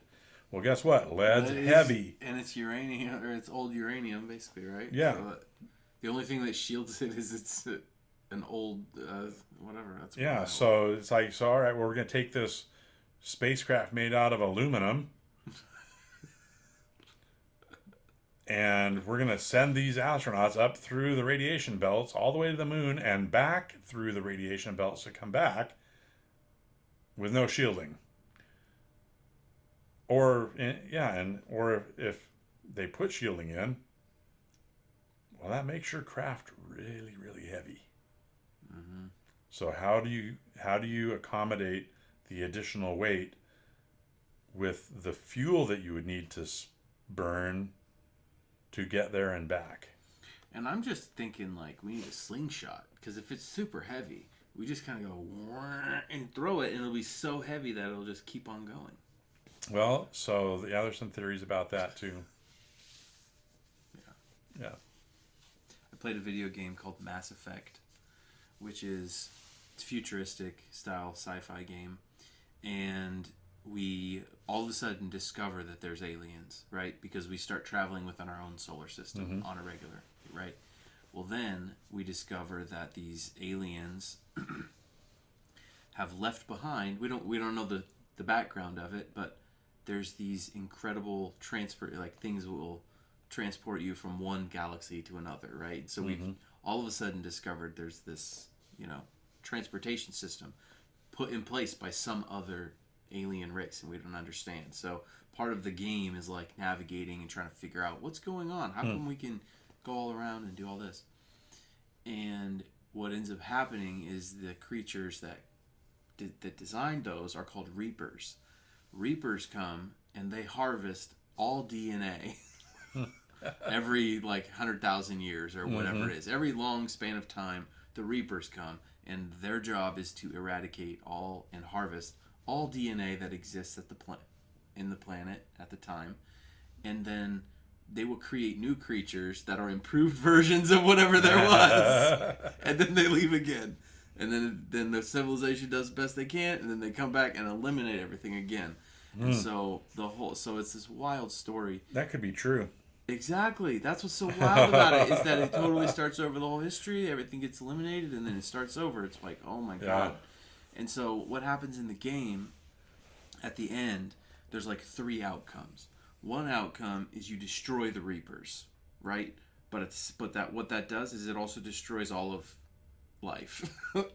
The Reapers are gone, but so is all of life. And so then whatever life comes after that will have freedom, right? The other option is that you lose and you die and the Reapers win, mm-hmm. right? And then the other option is where you destroy the Reapers, and life continues, but the technology all disappears. So you no longer have the transport between galaxies and all of that. Yeah. So that's one of those games where it lasts a long time, but all the decisions that you make line you up for what's the ending, who gets to survive. I was just talking to somebody about this last week. that in this information age, I'm wondering at what point will there be what I call the Great Reset, right? Because we have all this information at our fingertips. AI is going crazy right now. Artificial intelligence. making up our reality. Yeah, machine learning, right? There's all this stuff out there. And at what point is there just going to be a massive reset, right? Is it going to be Civil War? Is it going to be World War? Right? At what point does, all of this information stuff, at what point does humanity say, we don't need that much information? And I know that people say, knowledge is power and all that, right? But, the right knowledge is power, right? And so, for many years, in the area that I work in, with the electric grid, our researchers were screaming, "We need more data! We need more data! More data! More data!" Well, now they got it, and it's like, what do we do with it? Yep. We have all this data. What do we do with it? Yep. And so it's the right data, but at some point, people lose their frickin' minds if their Wi-Fi goes out for more than even if it's 30 minutes, they lose their minds, right? And it's like, I grew up in an age where we didn't have phones and Wi-Fi. We had phones, but they were a rotary dial phone, right? And I saw a really cute video clip of some teenagers trying to figure out how to use a rotary dial phone. It was pretty funny. But it's like, at what point is there going to be a reset? Hema and I watched Walking Dead. That we watched every season, and that was a long watch. We did it over probably 9 months or something. Wow. It's like the kids were at their dad's or whatever. We'd binge watch like 10 episodes or an entire season of Walking Dead. But what was really interesting about that, right, was getting back to fundamentals for survival. Right, and the dependency that we have on our devices, right? And I'm guilty, right? I'm not saying I don't use it, right? I use Google Maps all the time. I was on this business trip and I wanted to find a place that had a Cobb salad. I used Yelp, right? And all my tickets are digital on my phone, my airline tickets, and my hotel. I don't have to get a key for my hotel door anymore because my phone will open it. Right? Man, that's convenient. That's really nice. That's great. Right? But, at what point is it like, we don't need that to survive? Yeah, I don't know. So I'm curious, at what point will there be a great reset? So I've had a thought on what it could be. What do I think is the most likely thing to happen that would cause something like that? And I think it's simply a solar flare. Our sun has a bad day and kind of farts in our direction, and that could potentially wipe out obviously millions of people, but also could wipe out all electronics because it fries fucking everything. And then all you're going to be left with is the people that are on the opposite side of the planet that are at nighttime. Nighttimers will survive, and the daytime people will die. Something along those lines. But it's the thing is that the sun is so powerful that something like we see it all the time. Like the thing that has given us life, the thing that has kept us at this point is also, I think, because we don't have any control over the sun. We can't be like, oh, we've got something approaching bad on the sun. We're gonna need to do. Oh, sorry. We're gonna need to do something to. I need to turn off my stuff. Sorry. Yeah, like the sun has a bad day. Like we can't just go like, oh, well, let's pour a little water on that, cool it down, so we can, so it's not going to have a flare up. That beast up there is it's operating on its own timeline. It doesn't answer to us, and so that's what makes me scared. I'm scared of the sun, out of anything, but not because I just want to be. When you say you're scared of the sun, it's like, well, is that why you just stay inside all the time and you don't go outside and get a little sun? No, I mean, I love the sun, but I think the sun is maybe not as dangerous as other people, but like still pretty dangerous, I I think the sun could be but I mean the question is, how would we protect from something like that? And it's like, you want to take a bunch of lead. All right, let's get all the lead on the planet and then put it as an exterior around the. It's like, that's not going to work, because then you're just blocking all the stuff that we need. So. I mean, so all these planets in orbit and all that stuff, right? It's like, this is it's reinforced, in my mind, that there's a divine creator. Right, because like one little hiccup, right, and it all comes apart, right? But everything just runs precisely, perfectly, all the time, right? And I mean, how myopic are we to think that that we've got it all under control? No. Yep.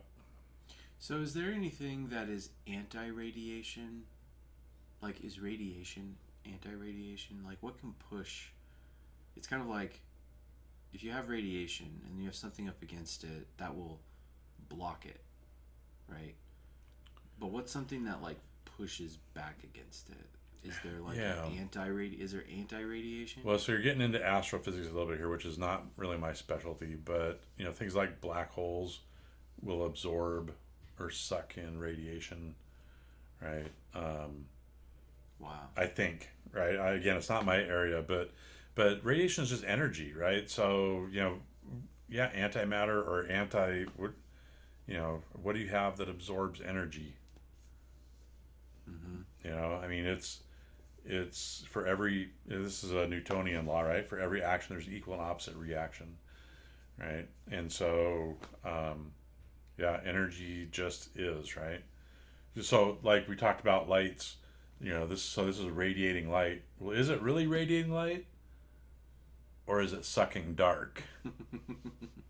Right? There's a whole theory around dark suckers, right? The incandescent light bulbs aren't generating light; they're actually sucking dark. And it all depends on your assumption, right? When you're laying out the base case for the science. Right? It's like, well, we're going to assume that electrons flow this way, right? And they got it wrong, right? So that's, but we're too far along to change it. So, wow. A lot of stuff is based on our assumptions, what we think is true, what we believe to be true, right? And so, but you can easily flip those upside down, It's amazing, right? The concept of time, is works so well for math and science, right? When it's really based on the sun coming up and the sun going down. Right? We have precision clocks. Right, but noon is still when the sun's at the peak. Yep. Yeah. Yeah, which is kind of like, in that way, it's like a cosmic experience, I guess, like the turn of the planets and things like that. But I would be very interested to see, like, what would happen if we were on a planet where it was like, instead of one day being 24 hours, one day was like 1 hour. Meaning, like, things happen a lot faster around here. And if things happen a lot faster, how much faster do we get? Because everybody thinks, oh, I've got all day. That's not I'll do it tomorrow. What if tomorrow's like pretty soon? And then I don't know, like, I think about things like speeding up and slowing down time a lot. Because as a DJ, that's really what you do. Like, when you're beat matching, or you got a song, you got one song at 120 beats per minute and another one at 125. Well, you're going to adjust the time of this to sync up perfectly with this, so that you can have a smooth transition.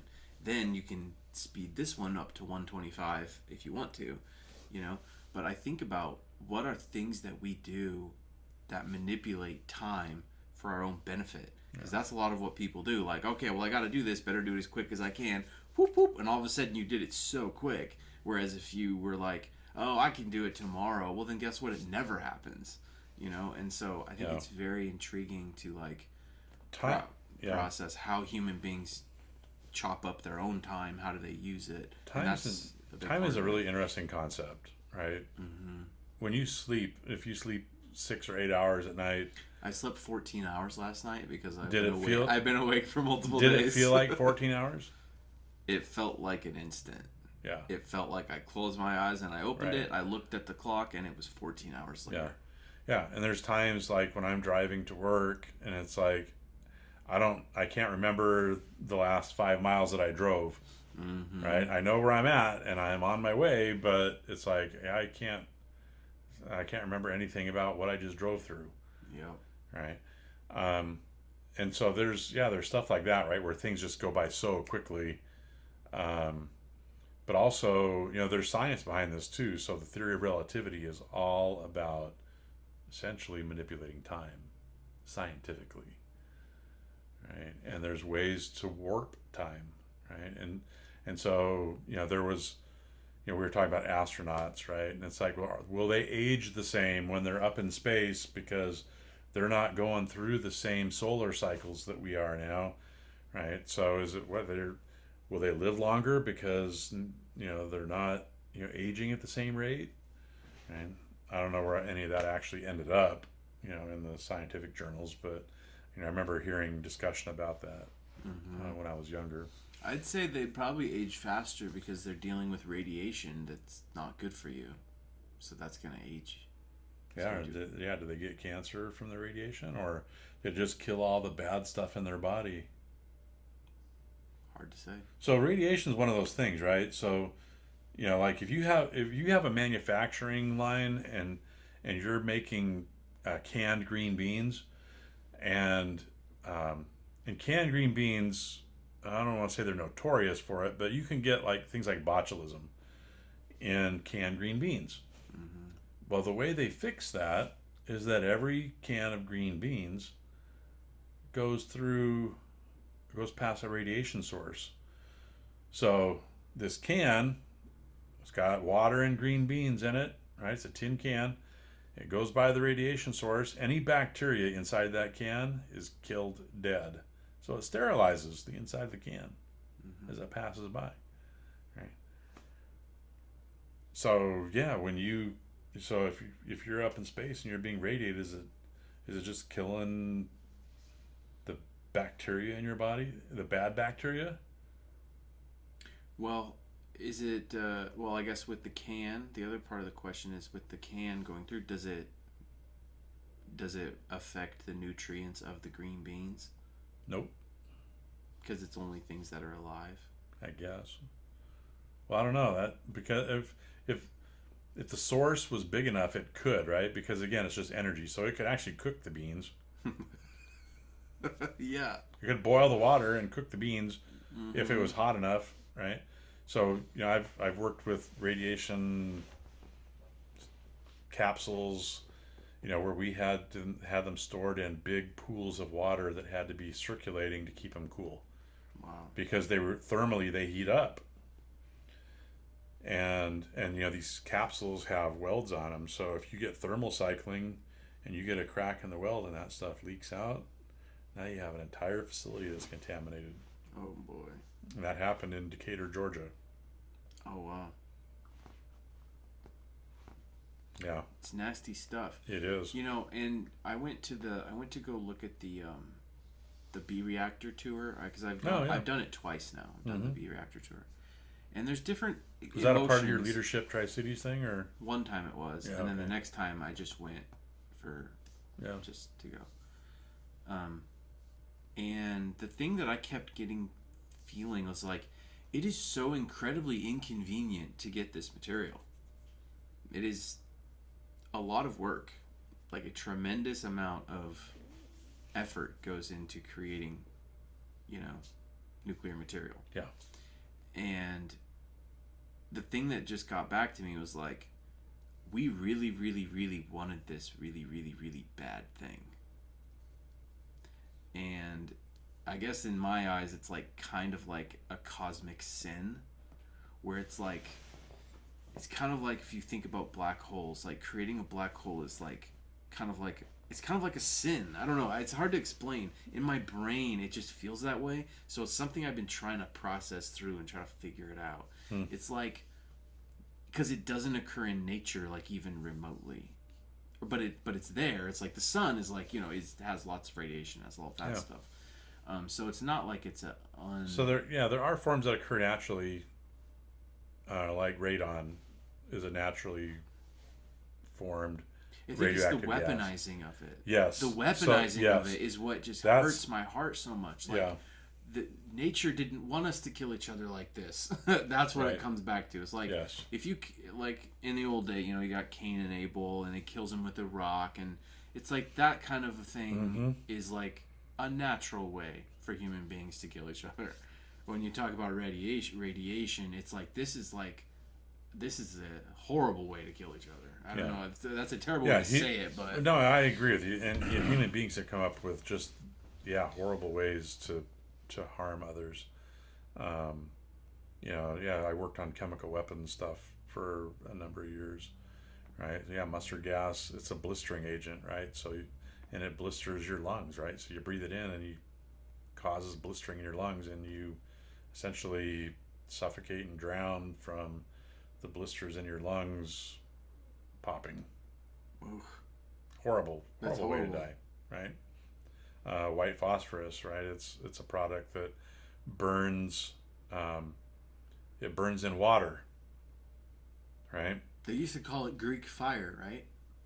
I don't know about that. Okay, well, maybe it's something different. Greek fire was where they had the technology where the Greeks would fire these arrows and it would burn, and water wouldn't put it out, so the boat would burn no matter what they did.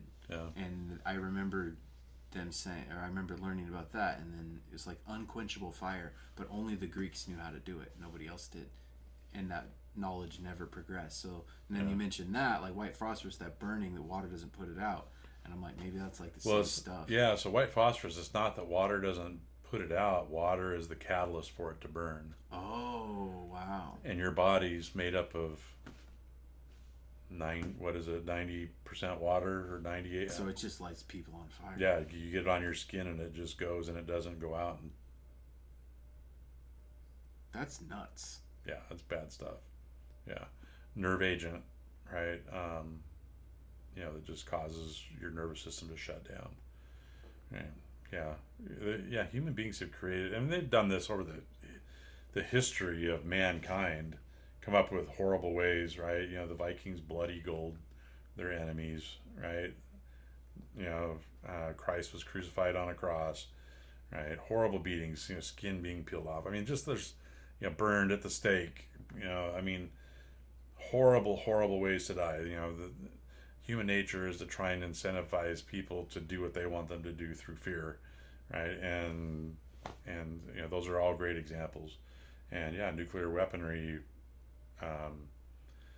If you look at the positive side of it, it ended the war. I mean, it ended it. Yep. It's like, fuck around and find out. Yep. Right? Fuckaroundandfindout.com. Yeah. And so, it ended the war. It saved a lot of lives. But, weapons of mass destruction like that, right?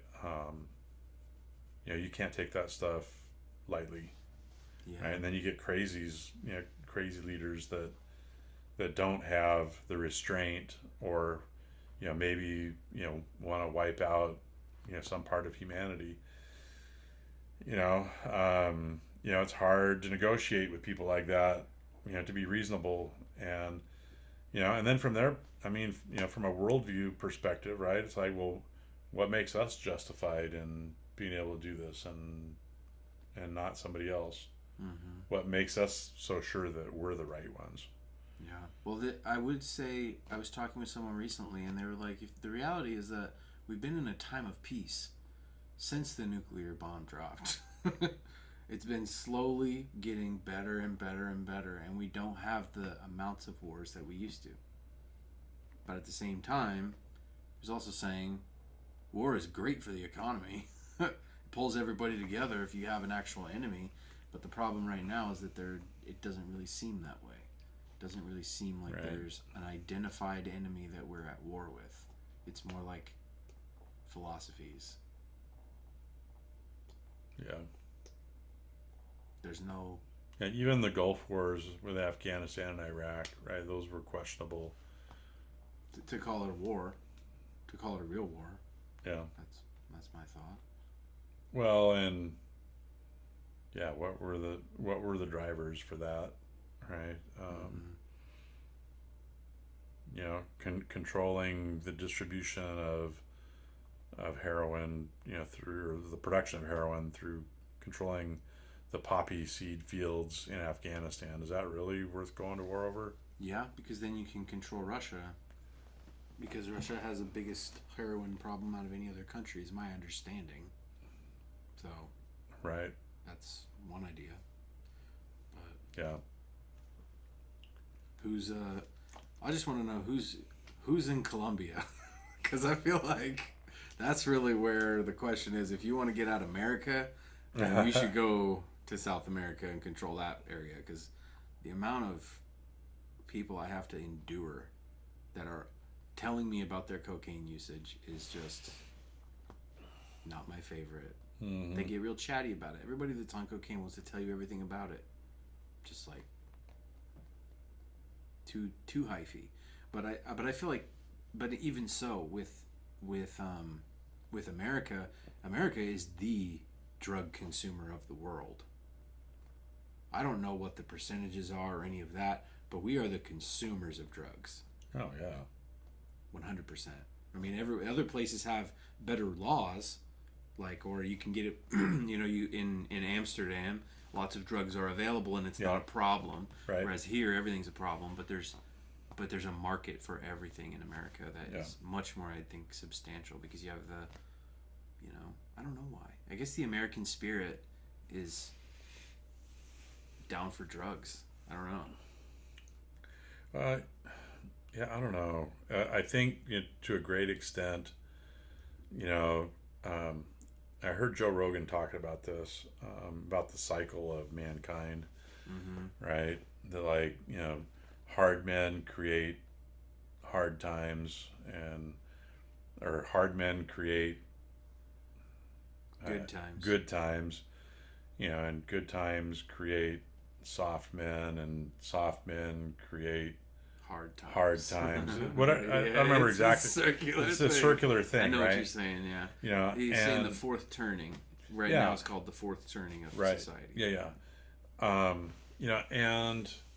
I think that we've just gotten to a point where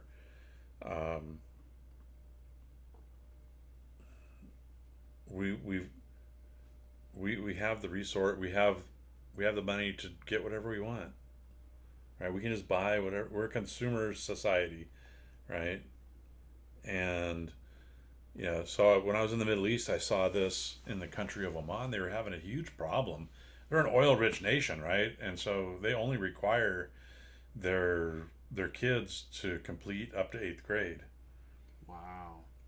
So the problem that's created is that they, even for political offices and stuff, or appointments, managerial positions, they don't have enough of a pool to draw from to fill those positions. And so they're hiring expatriate workers that are coming in from outside of the country to do these jobs, right? And so because they don't have to work, the citizens don't have to work. If they want a little bit of extra money, let's say they want to buy some, it's like, I want to buy myself 20 more camels, right? So I can't really afford those right now. So they'll just drive a cab until they can afford them, right? And then they'll quit. Wow. Right? And so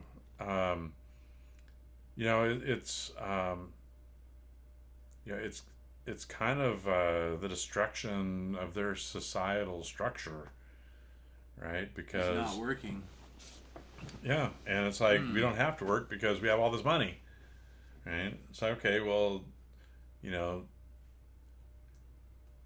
are you confident that having an 8th grade education will enable you to manage all that money in a way that's productive for generations to come. Well, and if you think about it, here's the danger: is that moving forward, let's say all these oil-rich nations, we're trying to get away from using oil, and let's say we actually accomplish that, they're going to have nothing. They're going to have had a bunch of money, so they got a bunch of weapons, and then they're going to have nothing to do with it. They got nothing to protect because they got nothing left.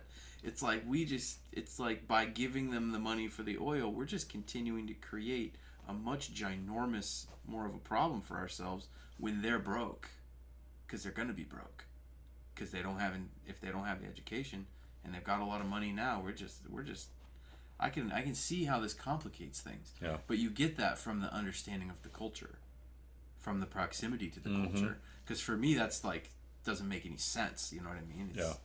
But yeah, that's kind of wild to think about. Yeah, their capital city had one university. Wow. And yeah, it wasn't well attended. It wasn't a big university, right? It was. Well, in fact, most of their kids that wanted to study college would go to England and study in England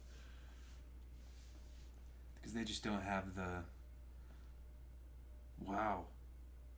Well, I feel so grateful to be an American. Oh, I feel absolutely. so grateful to be here. I don't want to be Absolutely. sitting on oil money and having an 8th grade education. I didn't enjoy learning until college. Yeah. High school, I learned some stuff, sure, thank you, but it was in college where I feel like learning became a passion. It was always a passion, but I was never rewarded for learning what I wanted to learn. Yep. I was never rewarded in school for reading encyclopedias. But I'm like, you guys don't know what this stuff is? Am I surrounded by people that don't have any additional learning? And that's what it is in public schools or in any schools. It's like a lot of these people just they never have a personal passion for learning. And, 8th grade, if I stopped, I'm imagining myself. Imagine yourself if you stopped your 8th grade education. Oh, yeah. In our society. Yeah, I know. I feel like I would have done nothing with my life. Although the honest truth is I can probably have done everything that I've done. I could probably still have done everything that I've done without an education. I don't know about that.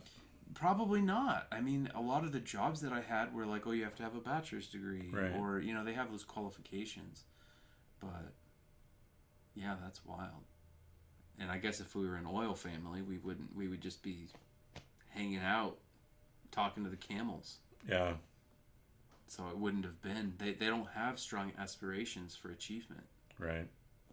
They don't. They're comfortable. Yeah. So that's the softness that's going to get them. Mm-hmm. Ouch. Better go over there real quick and make some money. Cash in while you can. Yeah, I've never been there, but so Oman is like kind of there's like a lot of American representation in Oman, right? Not so much. Okay. There are some there.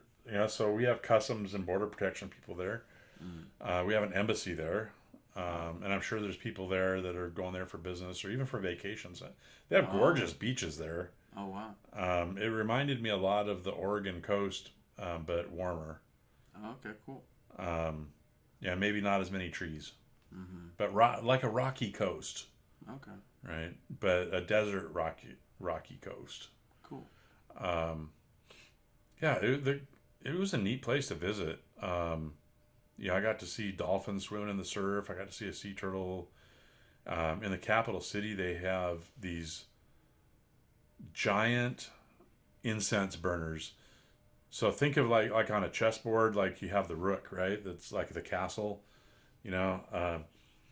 think of that, the size of like a grain silo. Wow. And they burn like shovelfuls of incense. What? Yeah. So the whole land is covered in this scent. Yes. They have them spread around the city, right? So that yeah. Wow. Yeah. That's interesting. Yeah. they were having some kind of big celebration one time when I was there, and all of the buildings and everything, they had lit up with like rope lighting and stuff, so that it was, and they had, I mean, some of them had professional lighting, right, as well. The whole city was full of color. Wow. And in that area, the architecture is a lot of masonry type buildings. It looked pretty incredible when they had it lit up. Mm-hmm. It was pretty cool. I'd love to go visit there. I've been, but I think I'm going to go to Mexico first, because I haven't been to Mexico and it's not that far away. Mm-hmm. So, but I would really like to, especially like, I mean, one of my fantasy dreams is that hopefully I can help out more with these festivals and things like that. And there's always a big market for stages and for festival stages and stuff like that, especially if you're doing good, if you're doing well with them, you're doing good stages, because some of these bigger festivals like Tomorrowland, I mean, they take over some of these major cities, and there's hundreds of thousands of people that come to them. Yeah. So I would love to be able to go explore a bit and kind of go do some of that kind of work, take a month or something and go explore Europe and do stage work. Something like that would be fun. Yeah, but cool. Oman could work, because it sounds like they've got money to throw at things like stages. How's the music scene over there? Very Middle Eastern. No doubt. So a lot of expatriate workers. So they would bring in, I heard this gal from Indonesia sing one night. Sounded exactly like Karen Carpenter. Wow. And sang Karen Carpenter songs, right? And just gorgeous voice.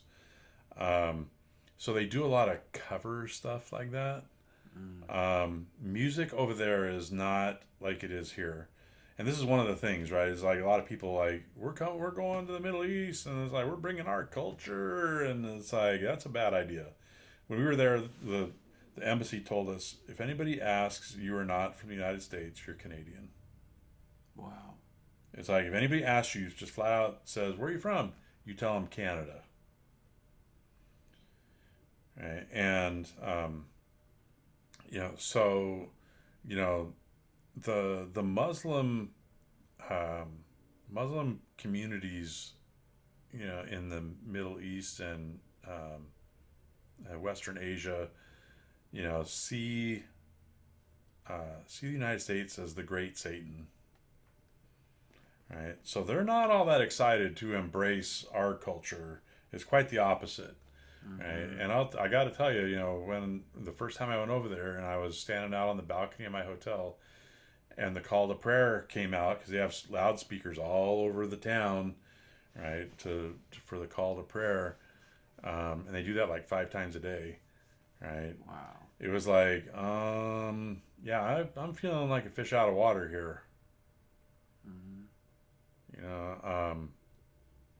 But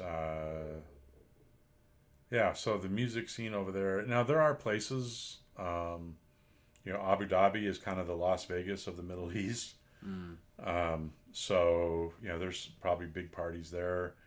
Dubai probably has there's a lot of Western interaction in Dubai, so they probably have stuff that they would do there. But other cities like Riyadh, when I never actually went into Riyadh, we just landed at the airport there to let people off the plane. They took all the Muslims off the plane and then fumigated it with us on it. What does that mean? Like to kill the bugs. And then after the plane was fumigated, then they let the Muslims back on the plane. They allowed them to board after they had fumigated it. There were these little vents up above the luggage storage, above the seats. Right, there were these little vents. So we're sitting there. All these people get off. We're sitting there. All these people get off the plane, and the flight attendant's telling us, you stay. because it wasn't our. We didn't have to catch a connecting flight. Our plane was continuing to where we were going. Then they closed the door. It's like, why did they close the door? I look over at the people I'm traveling with, because we were kind of scattered around the plane. He's like, did they just close the door? It's like, yeah. And then like 5 minutes later, you hear something like connecting to the plane underneath, like clunk, clunk, clunk, clunk. And then all of a sudden this mist starts coming. I felt like a Jew in a gas chamber. Yeah, seriously, that's what I was thinking. This mist starts coming out from these vents up above the luggage. It's like, and the whole, all the way down the plane, it's like it's coming down. It's like, and then it smelled of insecticide. I don't know even I don't know how to explain it. I bet it's nanorobots. It's like I'm not getting hazard pay for this. They probably put nanorobots inside of you. I'm convinced. How do I get checked for that? There's no way. It's impossible. It's integrated with your cells at this point. It's too deep. Yeah. That would be so creepy. That would explain a lot. That would be so creepy to be in a foreign country like that and have something weird like that happen. So then did they all come on afterward? So like they were like, okay, all of you come off and then go back on? No. Or it was just like new people came on the plane after that? Or then they opened the door and somebody came in and like checked all the seats and everything, picked up garbage or whatever, and then new people got on the plane, and then we left. Wow. They didn't say like sign this form because you're about to inhale something horrible. No, they don't do that over there. I was on a plane with a goat and chickens, and a dude on a stretcher that needed surgery, but like the town we were flying out of didn't have a hospital that could do it. Wow. Yeah, the commercial airline was the bulk transport for whatever. The airline. Yep. Wow. Really is different over there. Very much so. I posed a question to one of my friends recently. I said, if you had, let's say everyone on Earth got 1 million little robots, okay? And these robots are designed that they'll do anything that you ask them. So if you say, hey, go to my job and work like I'm supposed to, then your robots would just like go do it. And it's covered. So my question to my friend was, let's say you have all these 1 million robots and they'll do anything that you ask them. What would you ask them to do for you? And I want to pose the same question to you. If you had 1 million little tiny robots that could work together and could accomplish anything, what thing would you have them do for you? I would have them freaking take care of my pool. Yeah. Perfect. Yeah, I would have them balance the chemistry of my pool and backflush and keep the pool in pristine swimming condition. Mm-hmm. Yeah. Love it. It's a great answer. Mm-hmm. I would definitely, what would I do with my 1 million tiny little robots? I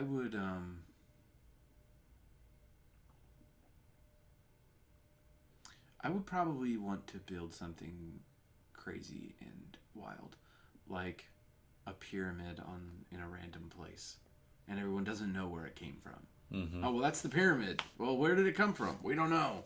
When did it arrive? Well, I know the day I first saw it, but we don't actually know when it was created. I would create mysteries like that. I would create social mystery secrets that people don't understand how it happened. And then I wouldn't have to answer. I wouldn't have to be like, well, why did you build a pyramid right there? It's like, I don't know anything about it. Next summer, we need to go make some crop circles. Exactly. I'm talking crop circles. I'm talking Bigfoot. I would tell my 1 million little robots, all right, 1 million little robots, come together and become Bigfoot. And then I just want you to appear in a mall, walk through, and then disappear. And just to make everyone say, there was a Bigfoot sighting, but no one got any video of it, but we all agree that happened. I would create like magical mysteries like that for people, just for the sake of doing it. I don't really have a good reason, but I just like that idea of like creation happening outside of someone doing it. Because of course, when something gets created, people have to do it to make it, right? Right. But I like the idea of just like something happening and appearing, and no one knows the backstory behind it. It's like like almost like an apparition or something like. So I heard on somewhere that somebody had captured a ghost in a bottle, in a jar, and they put labels all over it. Don't open, because this ghost is captured here. Sold it on eBay for like $5,600. Let's go. It's like, it got me thinking. I've got a couple more ghosts around here I could get rid of. Right. It's like, how'd you get that ghost in the jar? Yeah. But he was able to sell it. They sold it on eBay. That's wild. Yeah. Probably not very repeatable success, unfortunately. I mean, once you catch one, it's like, if you catch another one, then people get suspicious. If you catch another one after that, people start to wonder. And then eventually, when you've sold 10,000 ghosts in a thing, people stop believing in it. Mm-hmm. It can't be real. No, I don't think it... I don't know, maybe... Because, like, there's that... I can't remember the name. Protoplasm or something like that? Like, there's some... Or ectoplasm. Ectoplasm is like that thing that's left over from, like, a ghost... Is that from Ghostbusters, or is that real? So. No, I think it's from Ghostbusters. I don't think it's real. No, it's not science. We're talking pseudoscience. Ghost science. Yes, he left behind the ectoplasm, and we suck it up and put it in a jar and sell it to kids to play with.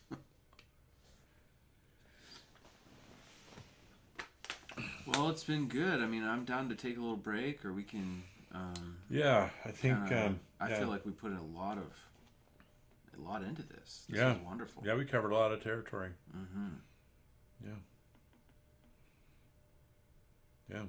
So what's your? How do you publish these things? Or how do you just? Or we're not live streaming, are we? No, we're just recording it. Yeah. So I'll have a video that's like an hour and a half or 2 hours long or whatever it is. Mm-hmm. And then I chop off the sections that were, not useful for us, I guess. And just chop it off. And then I just upload the whole thing. And it takes a while to upload it. That's the thing that I have to deal with is, I mean, it takes like a couple hours. So so I have to leave my computer somewhere, for an hour or whatever to kind of upload it. But it's easy. What do you upload it to?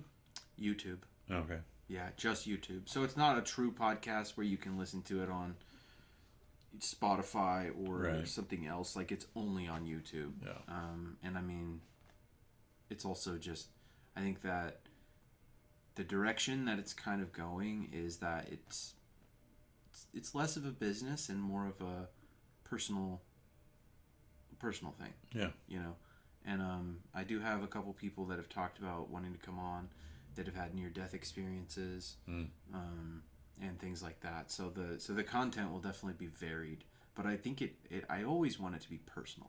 I don't want it to be too formulaic or too business or too whatever. I think it's got to be about personal journey and story. And I mean, we covered I feel like we covered some major good talking points about you, and I mean, you told some fabulous stories about that stuff. So I mean, this is really wonderful. So yeah, well, this was great. I was excited to do this, and I'm glad you invited me. Yeah, yeah, I'm glad we did it. Woohoo! Yeah, awesome. Yeah. Very cool. All right, so that's us signing off, fam. Thanks for watching, anybody, and love you. Bye-bye. Thanks for having me, Bran. Yeah. Bye, everybody. Until next time. Yeah. Look how dark it is on the